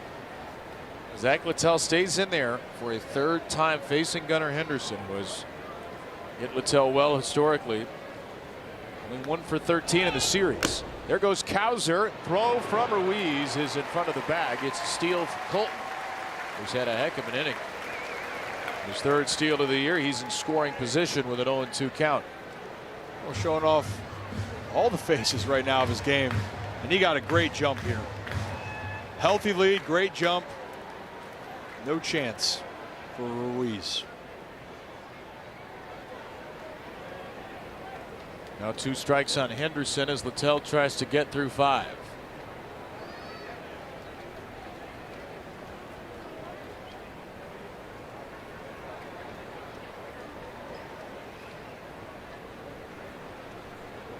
Left-hander Parker is ready in the Nats bullpen.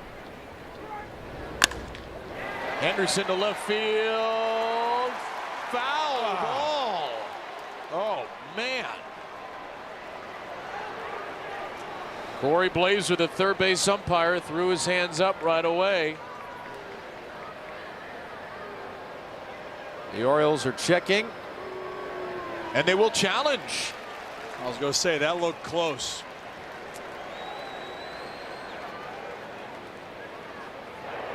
Baltimore is challenging the call of foul ball. Corey's also the crew chief, so he has to announce the challenge.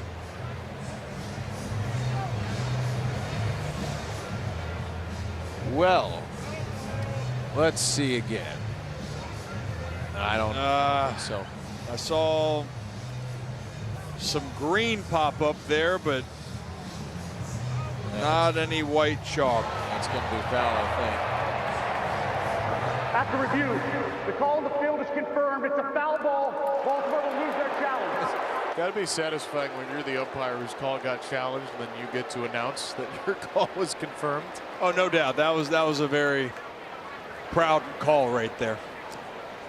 And I mean, it was close. And I mean, you know who's sitting there going, man, I can't buy a break right there is Gunnar. You know, that was a great swing, great approach to see if he can do it again. But a foot closer. Straighten it out a little bit. Maybe just hit it over the wall. On the ground to first, that is going to be a ground out instead. And Zach Littell, he just has their number. Can't explain it, but he gets through 5 with a 3-run lead.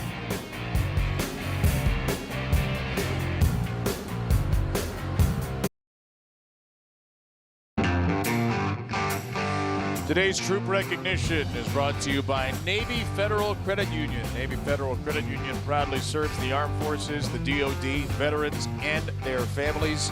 Our members are the mission, insured by NCUA. Here is part of the U.S. Navy flyover here in the Blue Angels. All part of the air show here in Baltimore this week. Host today also hosted members from Homes for Our Troops in the Ballpark, a nonprofit organization that builds and donates custom adapted homes to veterans who need accessible spaces to live. What a wonderful cause and a wonderful group. Honored to be able to honor them today as we get closer and closer to the 4th of July. A 5-2 Nationals lead, and the Orioles will turn to Albert Suarez on 4 days rest for the 6th inning and likely beyond. Yeah, Big Al, last 5 outings going at least 2 innings or more here. So with where we are, final game of the series, seems like a pretty good indication of what they're expecting from Albert today. He was a bullpen saver the last time he pitched Tuesday in Anaheim.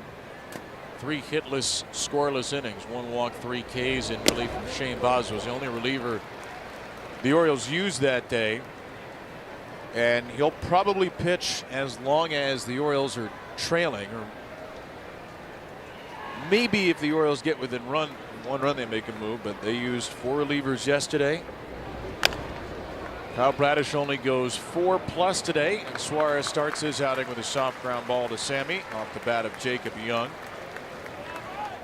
Tyler Wells an inning, 2 hits, an earned run, a strikeout, 16 pitches, 12 strikes. Tyler had a tough inning after a really good run of late. 7 scoreless outings in a row were snapped today.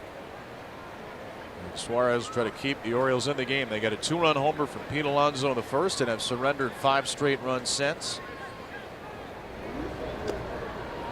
You know, for a good long while the Orioles had the Nats number. In the past couple of years that has changed.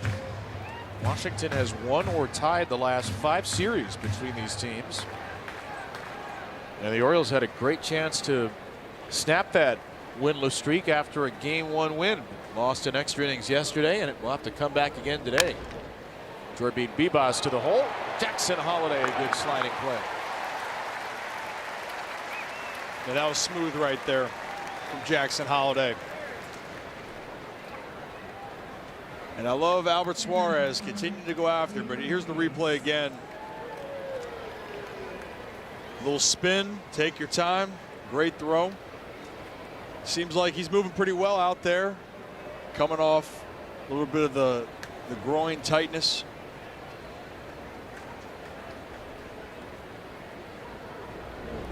And this is our relatively regular reminder. Jackson Holliday's 22.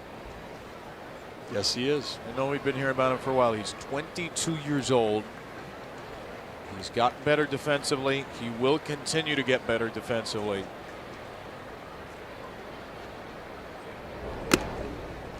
Last year, so much of the conversation with Jackson was his lateral movement, side to side, particularly to his right, to his left as well. That's an awfully young right side of the infield today, and it feels like Jackson's first step is getting better. Into right center from Keibert Ruiz. That will be an outfield splitter. Cowser grabs it on the track, wheels and throws to second. Oh my word! 3 straight innings with a highlight in center from Colton Cowser. I think he can play the center field position pretty well. I mean, showing you everything he can do for the Baltimore Orioles.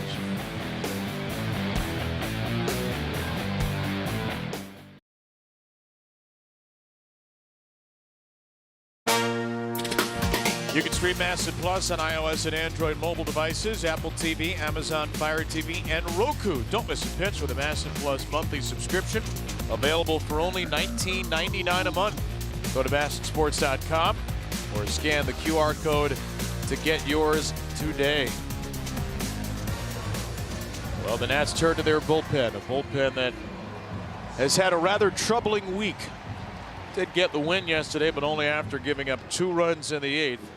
And the struggling lefty Mitchell Parker comes on with a 3-run lead in the 6th.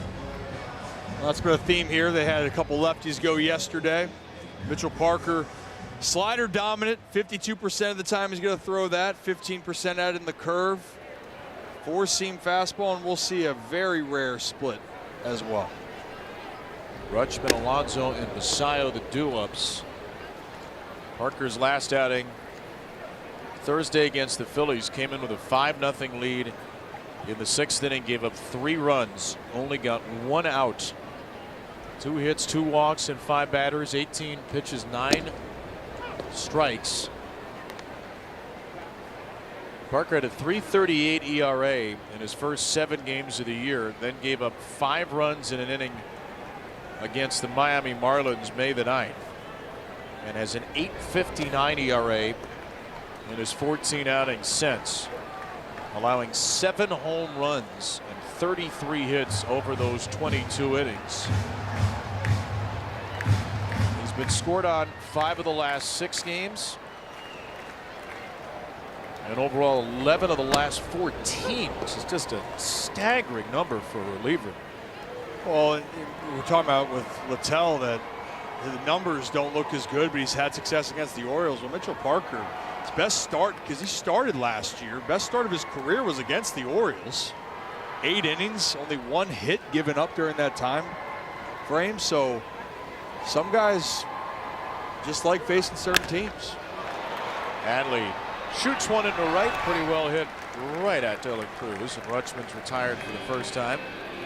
And the other time the O's saw Mitchell Parker, 2024, he pitched well then, 5 2/3, 2 runs. So his 2 starts against the Orioles have been terrific. There's something about it. Always is. I mean, it's the same thing for hitters. You can face the best pitching staff in the league, but if you see him well, there's no rhyme or reason. One out for Pete Alonso, who's got a 2-run homer and is very late here.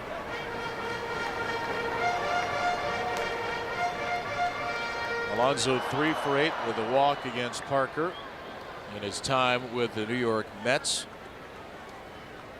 First inning 2-run homer. The O's were seemingly off to the races against Littell until they were not. They had just 1 hit over the last 4 innings, 2 walks. Zach Littell,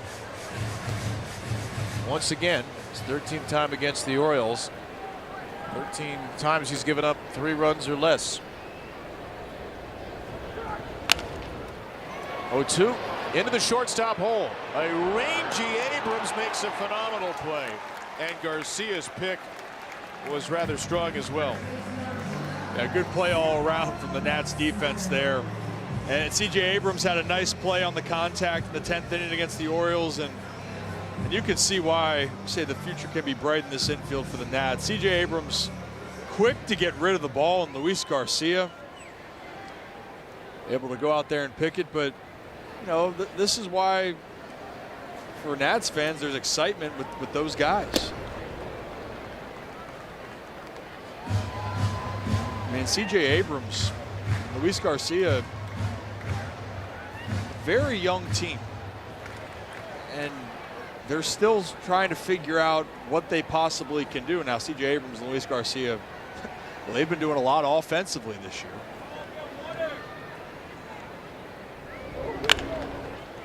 Messiah over to first. Garcia. Mitchell Parker, a 1-2-3 inning.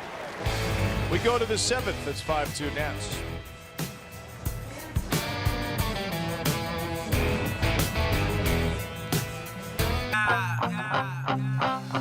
In order for me to do it, I gotta win first. You acting in for forgiveness, you had to sit first. Be strong, man, they told me I would never make it. Be strong, man, they told me I would never make it. Now all I ever hear him say is just congratulations. Now all I ever hear him say is just congratulations. Be strong, man, they told me I would never make it. Be strong, man, they told me I would never make it. A big swing early by Pete Alonso put the Orioles on top against Washington, 2-0. The Nats with a 3-run third to 2-run fifth to storm back. They have a 5-2 lead in this rubber game. O's 39-45, 2.5 back of the 3rd wild card in the American League. The season has been 1 step forward, 2 steps back, 2 steps forward, 1 step back, and after a Game 1 win, here are Craig Albernaz's Orioles trying to avoid another series loss. 11-13-2 in series this year. 6-6 in rubber games. As Albert Suarez jumps ahead to James Wood, 1-2. Wood, Garcia, and Meade against the right-hander Suarez, who faced the minimum in the 6th.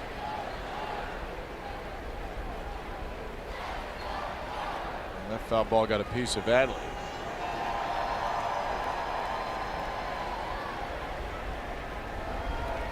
See right there on Albert Suarez's cap the letters VZ, abbreviation for his home country of Venezuela.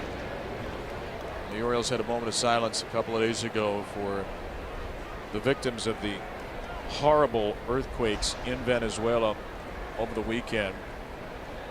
A recent update, according to Venezuela's National Assembly, is that 1,450 people have died in those earthquakes. Over 3,000 injured, over 12,000 displaced, 774 buildings damaged or destroyed.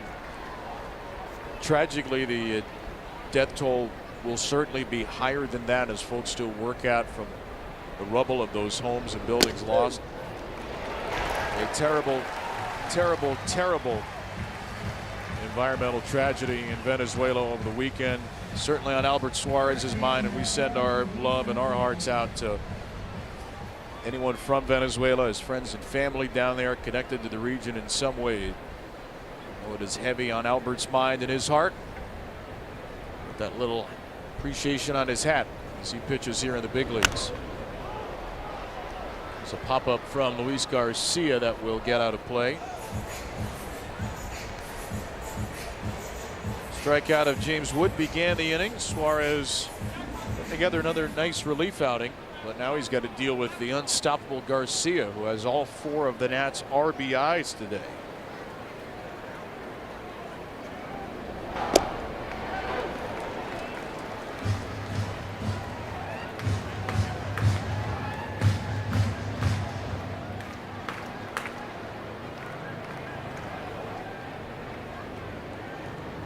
With 6 hits in the series, 2 of them 2-strike hits. He'll take here.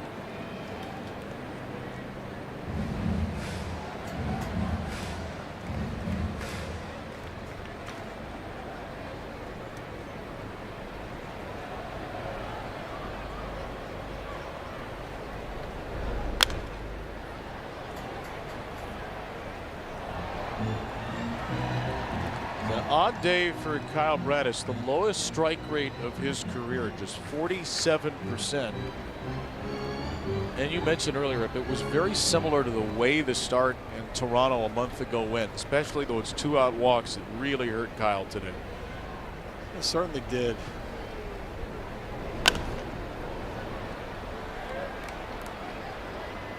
As this ball goes out of play, yeah, you know, maybe it's me, Kyle. Maybe it's me, but you know the sequence of baseball. When we talk about free passes, and it's no secret, but it's an understanding. You give free passes, you're giving the opponent one extra opportunity, and then it just takes one swing here or there for where you're in control to now it's a different situation. And credit to the Nats. You know, they're battling, but you know, Kyle will tell you, bottom of the order. Ruiz works the walk. You're ahead on James Wood. You're ahead on Luis Garcia. Have a chance to put him away, and you know, they won the battle. Garcia's winning every battle right now. He's hit his 2nd home run of the game. Oh no, that ball stayed in play. Beg your pardon, I thought that got out. I think they might take a look at this. I thought it might the wall in right center and hit the back of the padding over the wall and bounced back in. We're about to find out. I would like that to be the case, that it was low. Yeah, it's gone. Yep. This is a crew chief review for a possible home run. We'll get the answer very quickly here. If it goes over that green wall, hits that little padding, that is a home run. And that will be Garcia's 2nd home run of the game. It will be his 3rd extra base hit and his 5th RBI of the game. What a performance by Luis Garcia. The call's overturned. It is a home run. And another 2-strike hit for Luis Garcia as well.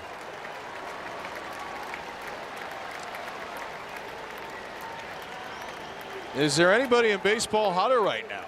I don't think so. I do not think so. And now he's right on the heels of C.J. Abrams for their team lead in RBIs. But that trio of Wood, Garcia, Abrams, you know, that core for them has been leading the charge.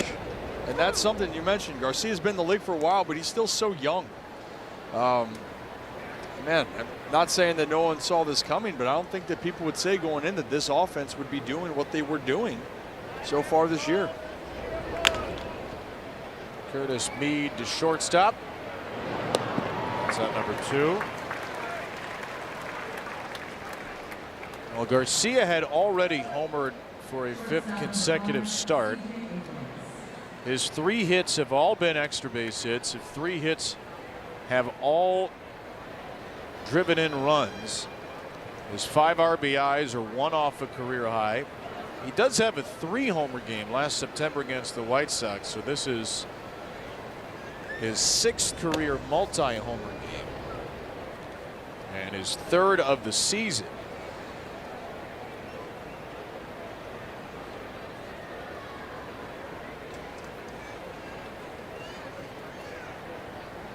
A 26-year-old born in New York City and dominating in Charm City. We go to the stretch. It's all Garcia today. 6-2 Nats.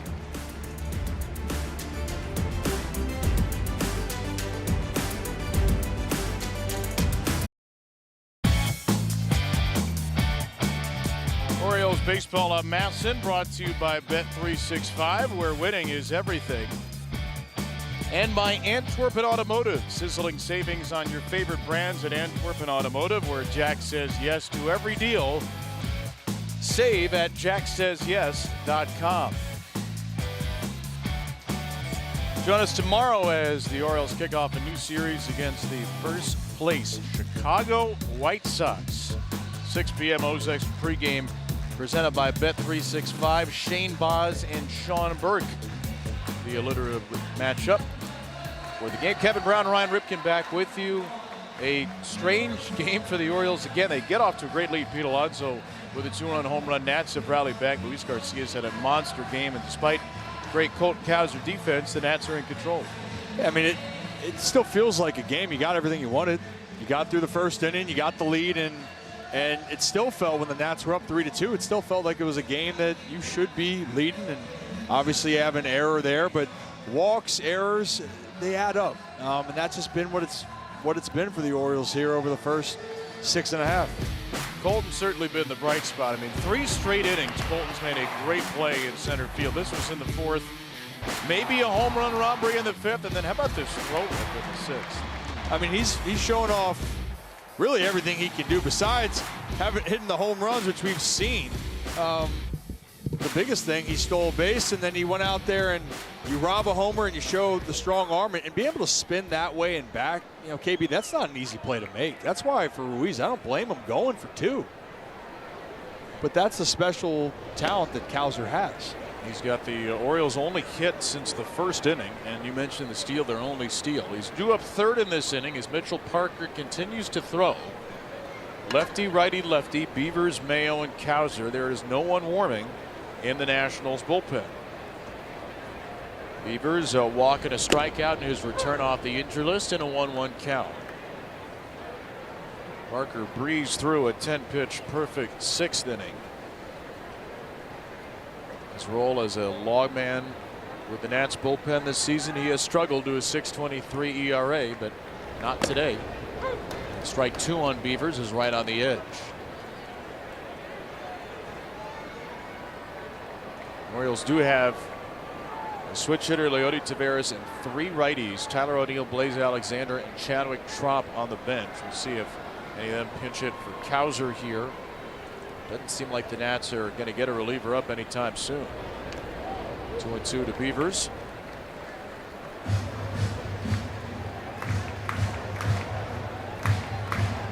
There's Leody, who you'd rather see bat against a right-hander.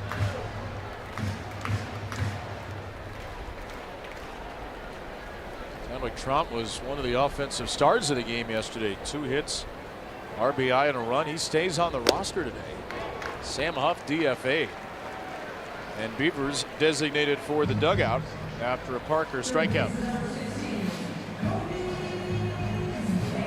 He's filling up the zone right now, challenging Beavers here, and just a fastball middle away, just a hair late.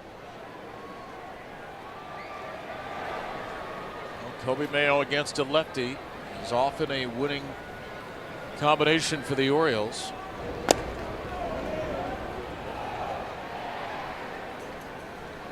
Against left-handed pitchers, minimum 60 plate appearances. Only Paul Goldschmidt has a higher slugging percentage or a higher on-base plus slugging in the majors this year.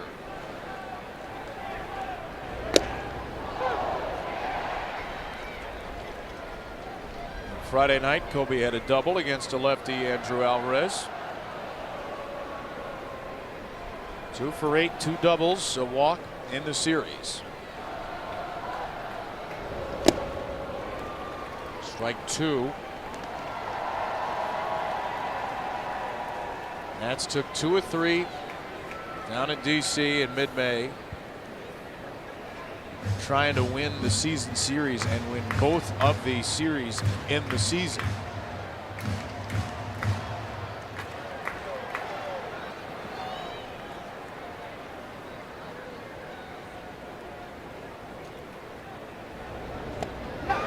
Down goes Mayo for strike 3. Back-to-back Ks for Parker. 2 out in the 7th.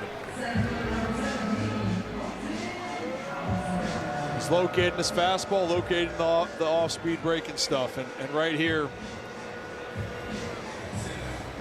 made some pitches so far. This might be his best breaker of the day. And Mitchell Parker, something about playing the Orioles for him right now. He's comfortable.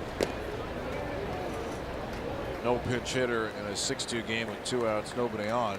Cowser will bat.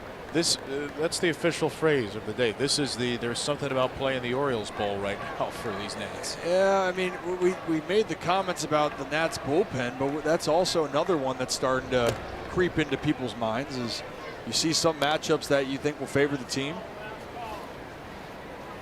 and maybe you're not getting the results that you think you should get for many different reasons. But for the Orioles, that's something they're going to have to continue to figure out.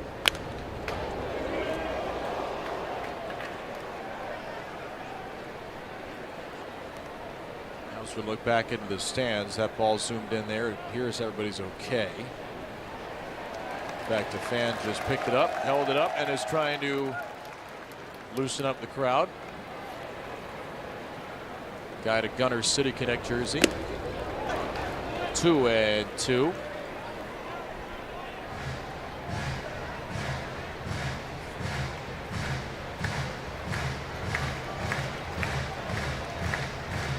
Mitchell Parker, who is not a big strikeout pitcher, is on the verge of striking out the side.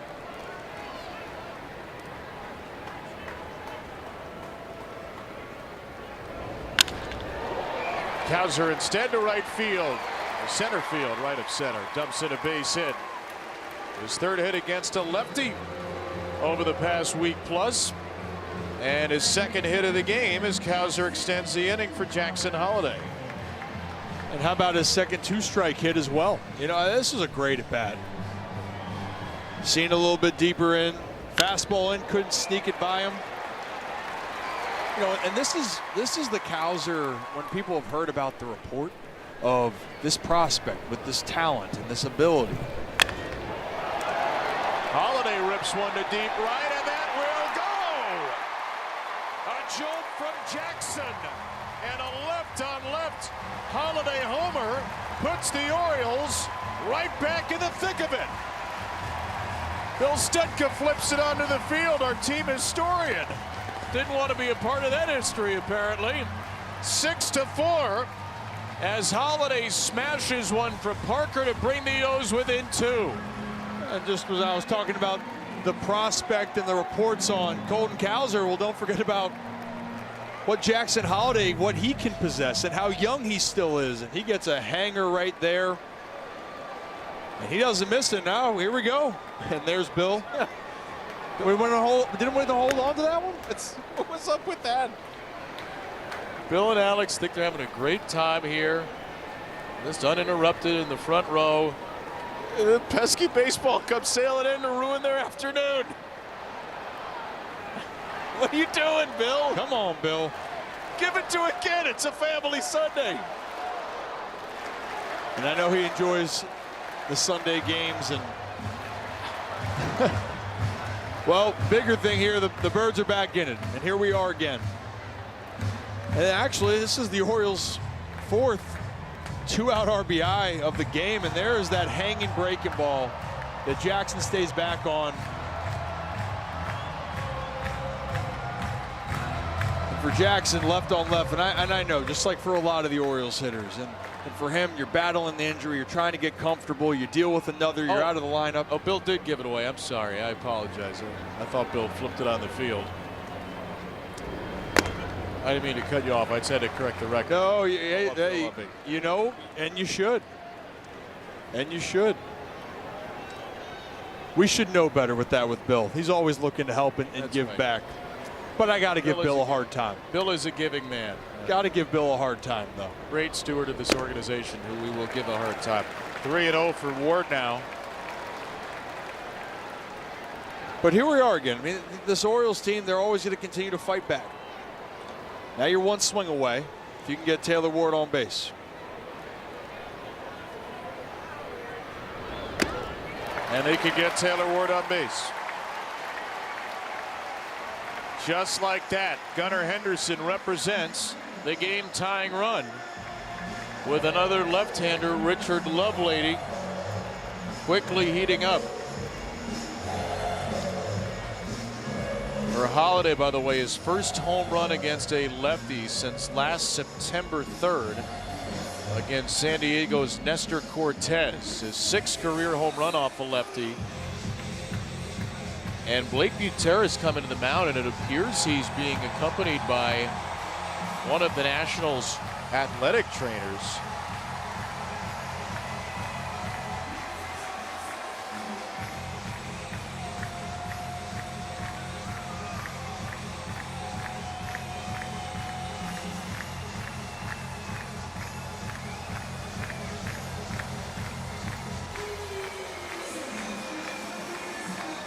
Looks like Dale Gilbert on the Nats training staff, and he's going to walk off the mound with Parker. So it was all good for Mitchell Parker. 5 up, 5 down, facing the 8 and 9 hitters, both lefties, a strike away from Kang the side. All of a sudden, single homer walk, and it'll be Lovelady Henderson with a tying run at the plate.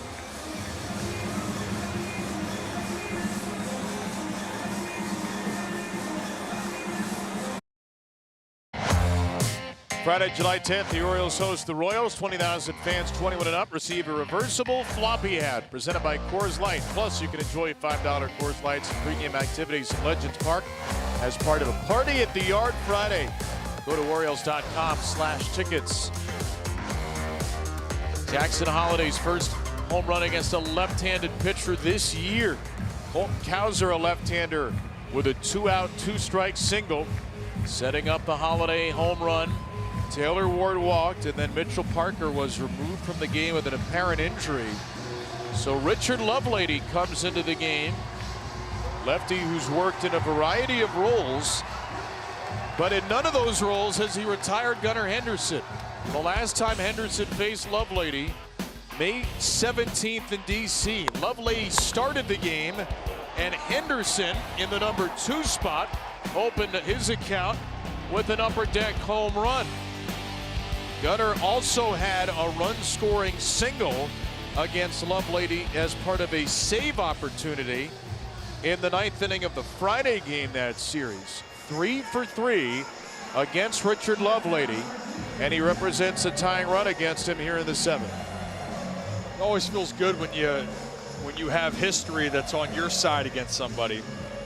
And I know for Gunnar, it's been frustrating this series, it's been frustrating this season. But truly, he is one of the guys where you're one swing away from evening this thing up. Ball 1 to Henderson with Taylor Ward at first. This year's also been a dramatic turnaround for Gunnar against lefties. He is struggling against righties, but 754 OPS against lefties, tons of power left on left. One thing that's been a little bit lost in the overall struggles of Henderson this year. And those are numbers you would take left on left if you had his traditional year against righties. 1-1 pitch, And an awkward cut at a Lovelady two-seamer. So the Nats reliever has the advantage now.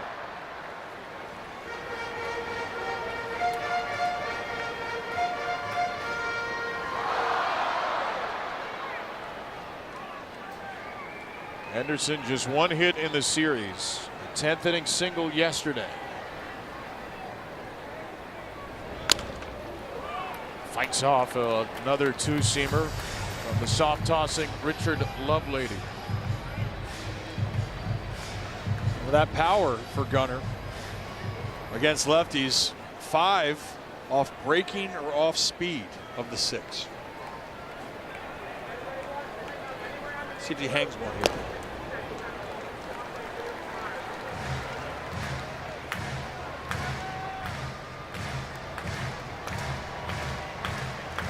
Returning Adley Rutschman waiting. Lovelady does like to throw that 2-strike breaking ball. Anderson to left center field. The bat smashed into the dirt as Young cuts in front of Lyle. The Orioles do draw closer though on a 2-run Holiday homer. It's a 2-run game through 7.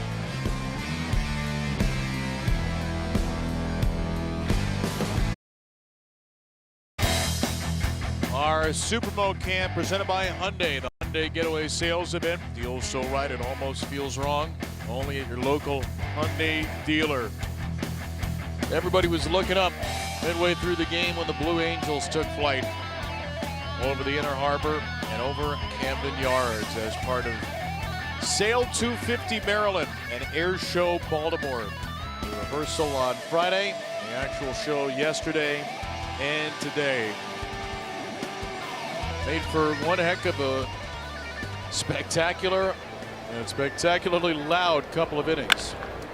6-4 game as Dylan Cruz shoots a ball through the right side. Leadoff hit for Cruz, who's 1 for 3 with a walk. And it appears some rain is starting to fall. And I can tell you that by the preponderance of beach towels that have started to pop up on people's heads across the ballpark. That's a more traditional way to beat the rain. Look behind home plate, you can figure it out. Beach towels brought to you by Ocean City, Maryland, are already being put to use.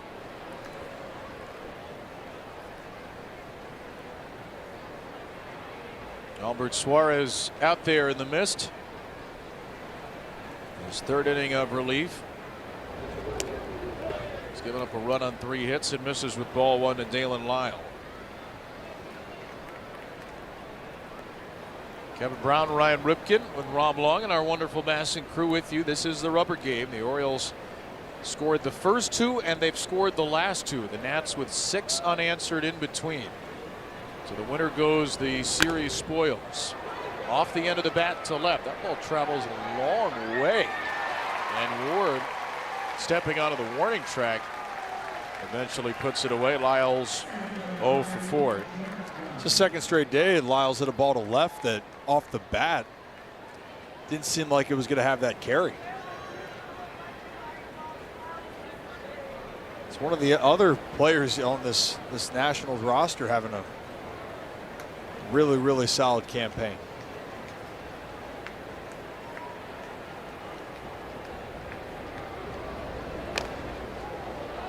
By the way, I've received some news that we've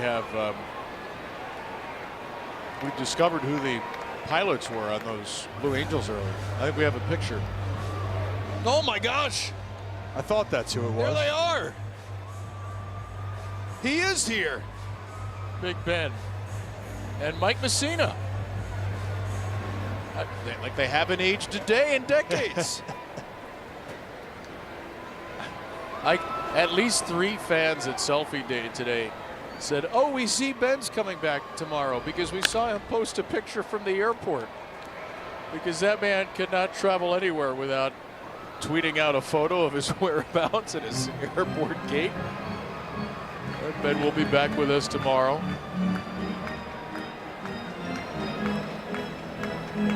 We've enjoyed having you here, Ryan. It's been great to have you in the booth. I know, though, that these are an important couple of innings for your record, because you could end your series here and end your year to this point of 500 with a comeback win. And that'll help as Albert Suarez strikes out Jacob Young. You know I'm a superstitious guy, so I've changed up some things. I kept the same, and Albert Suarez just climbed the ladder right here on a little four-seam heater to sit down Young. But yes, I mean, I was superstitious as a player. I've been superstitious as a broadcaster. Stayed with what worked in game 1 to game 2 and switched it up for game 3. What did you stay with? Well, I had the same shoes. Okay. Same routine in the morning of which sock I put on first. Same amount of coffee in the same cup. Got the cup. Oh boy, you really are. There's some other ones. That's as far as you'd like to detail. Well, let's just say this. You know, all players, when you have your thing. And when I say if I think it can help the team, I'm going to try to help the team in any way I can, KB. Okay. Just leave it to the imagination for folks at home. 3-1 to Jorbit Bebas. What if the team says you have to throw out the first pitch tomorrow? Did we win that night? Yeah, it was. Yeah. We won on Cal night. Yeah, we won on 21-30 one night. I will do it for the team. I'll throw it the same way, too. You will? Nice pick by Pete at first. No, it's Basayo. What am I talking about? And then he dives into the bag. He got it at first. Way to stick with it, Sammy. Yeah, it's not Pete for one of the rare times this year. It's Sammy. And he got the job done. Got a little dirt on the jersey. He will bat after Pete and Adley as the Orioles look to rally again in the 8th.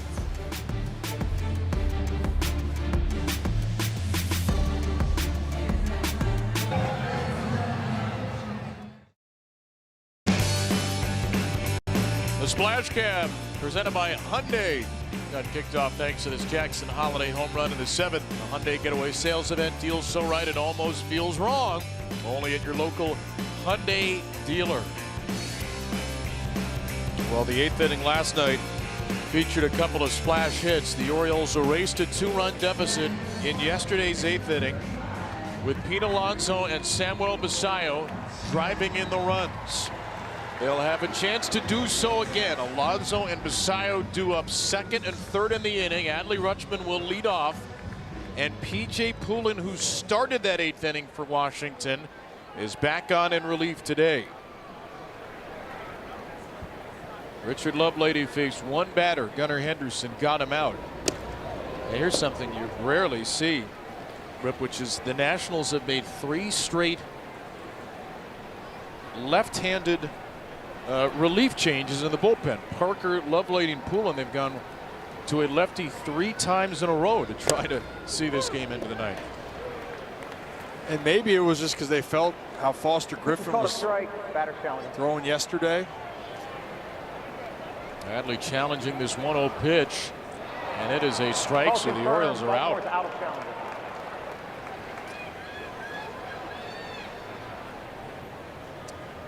But yeah, the Orioles of the righties, specifically yesterday, you know, maybe that's the thought process. And because things hadn't gone well for the Nats in the bullpen, you know, why don't you try to switch it up? Rutschman to right field. That will be an out. So loses the Orioles' final challenge and lines out. He's 1 for 3 with a walk. And here comes Alonso.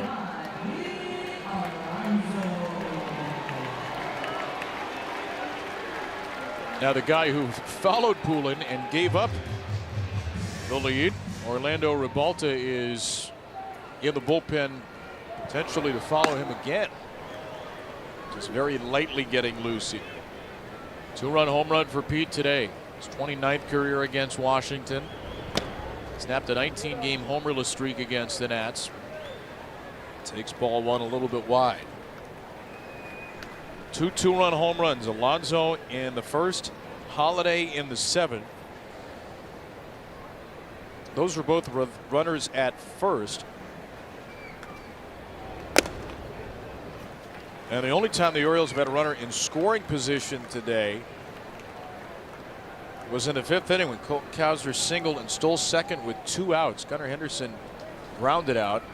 So the O's are 0 for 1 today, runners in scoring position, in a game where they have 4 runs. Strike to Pete as Grant Wolfram loosens for Baltimore.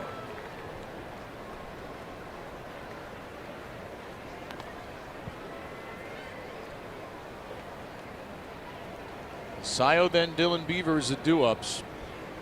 So a couple of lefties after Alonso, who is better against righties.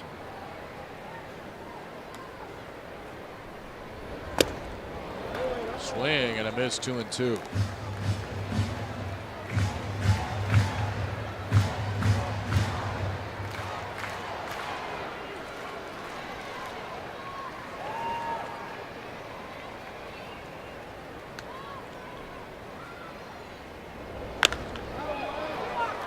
Popped up to Dalen Lyle in left. No 8th inning heroics for Alonso today, and there are 2 out for Basayo.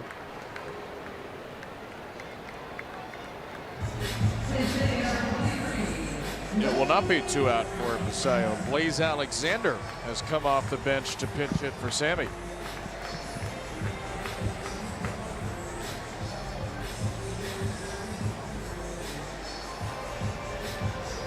So the Orioles turn to their bench for the first time today, and Leody Taveras would be next in line to bat for Dylan Beavers.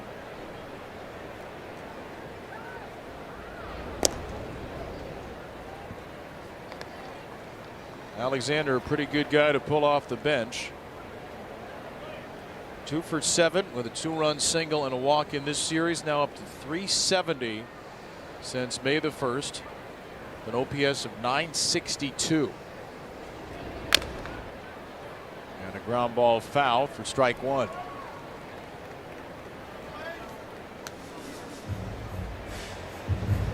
So Basayo ends his day 0 for 3, 3 groundouts to the right side.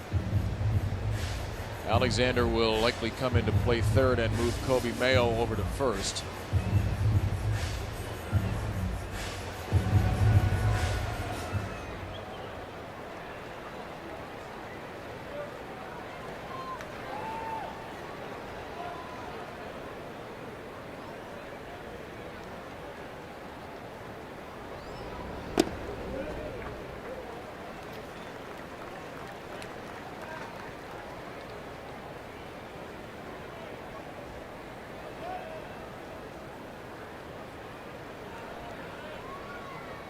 Two and one for Blaze. Inside ball 3. Well, here you go. You know, the Orioles have 4 2-out RBIs on the day. Just find a way to get on. Give Leody another chance. Had an Alonso home run. Jackson right there home run. A little tapper to shortstop. And they will not have a chance. So 1-2-3 inning for P.J. Poulin. 6-4 to the 9th.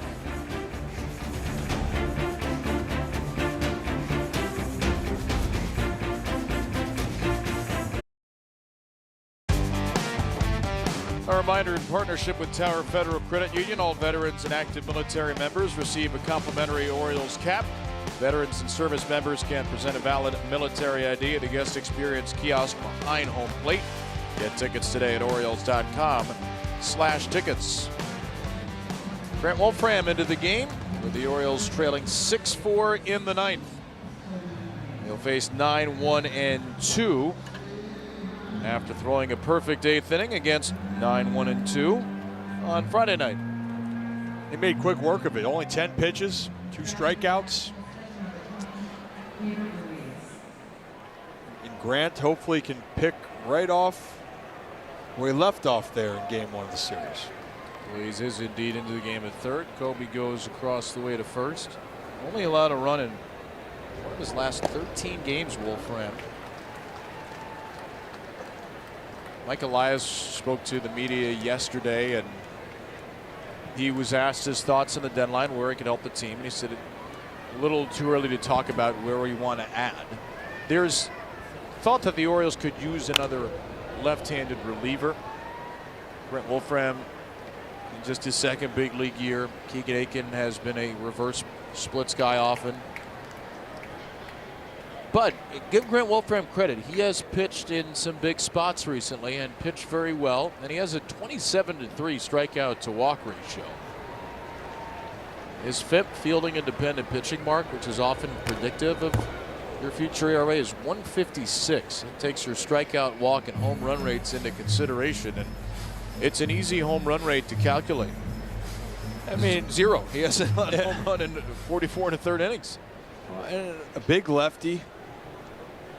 And with a ton of sink and run on the fastball, getting a better feel for his off-speed pitch and putting batters away like that.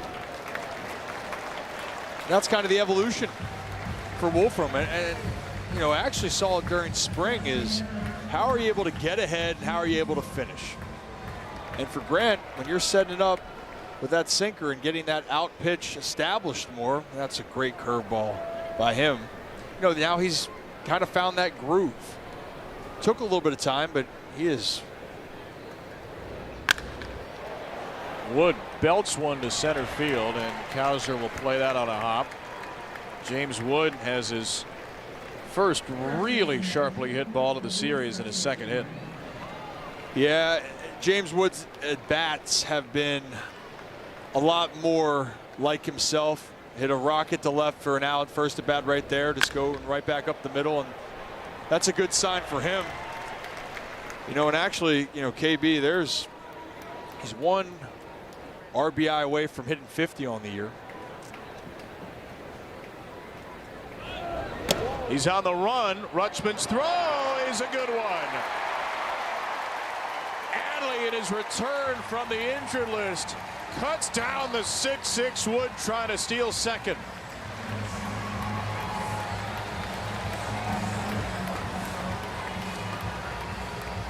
He's been phenomenal behind the plate, Adley. Right there, quick release. Even with the ball going away, he has to reach back across to get it. And talking with the catching coach, Joe Singley, about what they really worked with Adley, about being more athletic and comfortable behind there so he can go out there and showcase what he can do. It's a good reminder. Adley wasn't just drafted to be a switch hitting catcher. His defense can be at the top of the league as well.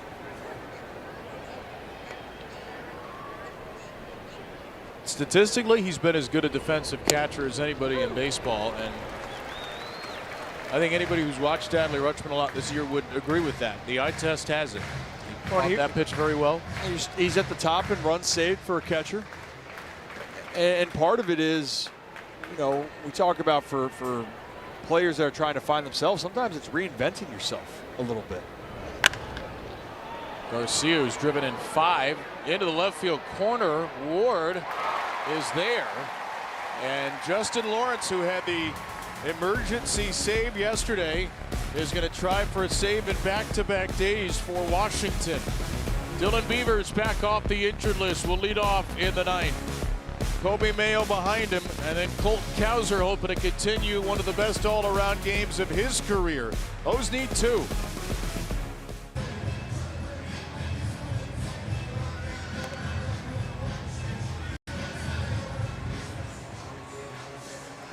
Two-run 7th inning drew the Orioles closer. A 2-run 9th inning will be necessary to avoid a series loss here to Washington, at least 2. And P.J. Poulin stays in the game here, presumably to go left on left with Dylan Beavers, but that opportunity is over. Tyler O'Neill comes off the bench as Craig Alvarez draws on his second pinch hitter of the game. O'Neill batting in the 9th and taking strike 1. As a reminder, if a pitcher begins warming up for an inning and a team uses a pinch hitter, doesn't matter. That pitcher has to stay in to face at least one batter if they warm up. It cannot be replaced before they face a batter. O'Neill to right field and foul, and it's 0-2. Wasn't actually far off from the pole, but it is a loud strike nonetheless. This batter may determine what Blake Butera does with the rest of the ninth. Kobe Mayo, who crushes lefties, is on deck, but then you have the lefties Cowser and Holiday. 0-2 to T.O.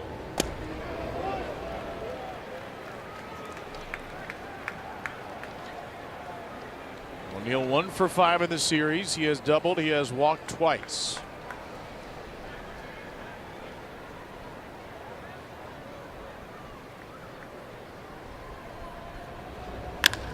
That ball's clobbered to center. Young in retreat. He'll have just enough room. Very well struck ball by Tyler O'Neill to the absolute wrong part of the park. I know it doesn't feel good. It is a good swing. Man, it's been that type of year for Tyler O'Neill so far. You feel like you've made some strides and just a little bit short there. Poulin will stay in to face Mayo, which basically guarantees if you're going to keep him in here, he'll stay in to face Cowser after that. He has thrown 2 innings on 4 occasions this year. And after 11 pitches yesterday, trying to get at least 5 outs in a back-to-back. 1-1 to Kobe.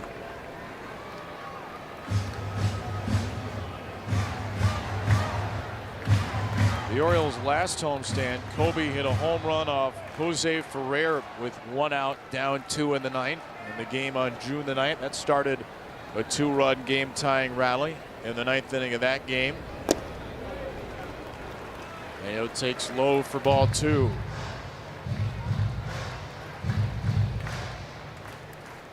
And Leody Taveras is on deck now to bat for Cowser.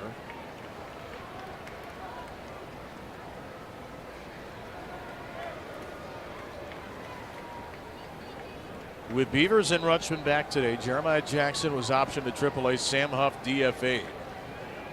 Craig Alvarez has to feel like he has more bench pieces to play with, and he is playing with them here in the late innings. 2-1 for Mayo. Well low, and it's ball 3. Just need a base runner.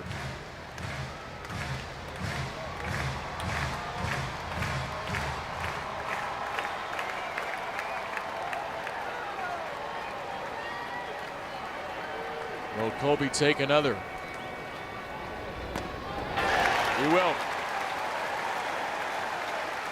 Orioles' 4th walk today. And that will compel Leody Taveras to the plate as the game-tying run.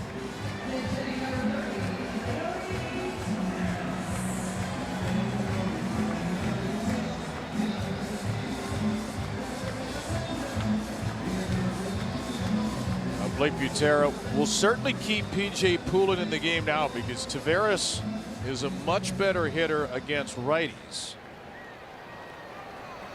He has been better against lefties by a little bit than Cowser on the year. And he stands in there with 1 on, 1 out.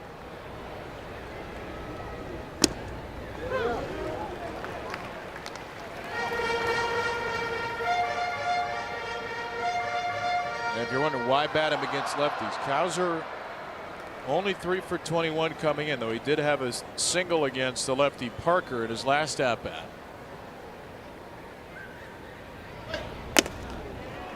Up and away, 1-1.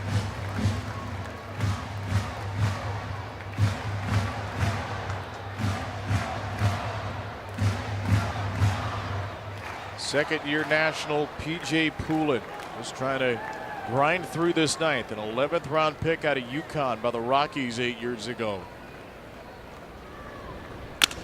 Taveras off the mound to second. 1, 2, and a 3-game set goes to the Nationals. They bounce back to win the last 2 games after the Orioles take the opener. And it's a 6th straight series where the Orioles do not beat the Nats. 6-4 the final today on a Sunday afternoon at Camden Yards. Only 5 hits for the O's today, a couple of 2-run homers. Luis Garcia, the story. 2 homers, a double, drives in 5. We'll get more post-game from Ryan Ripken with Rob Long. Let's look forward to White Sox, O's. O's Extra is coming up.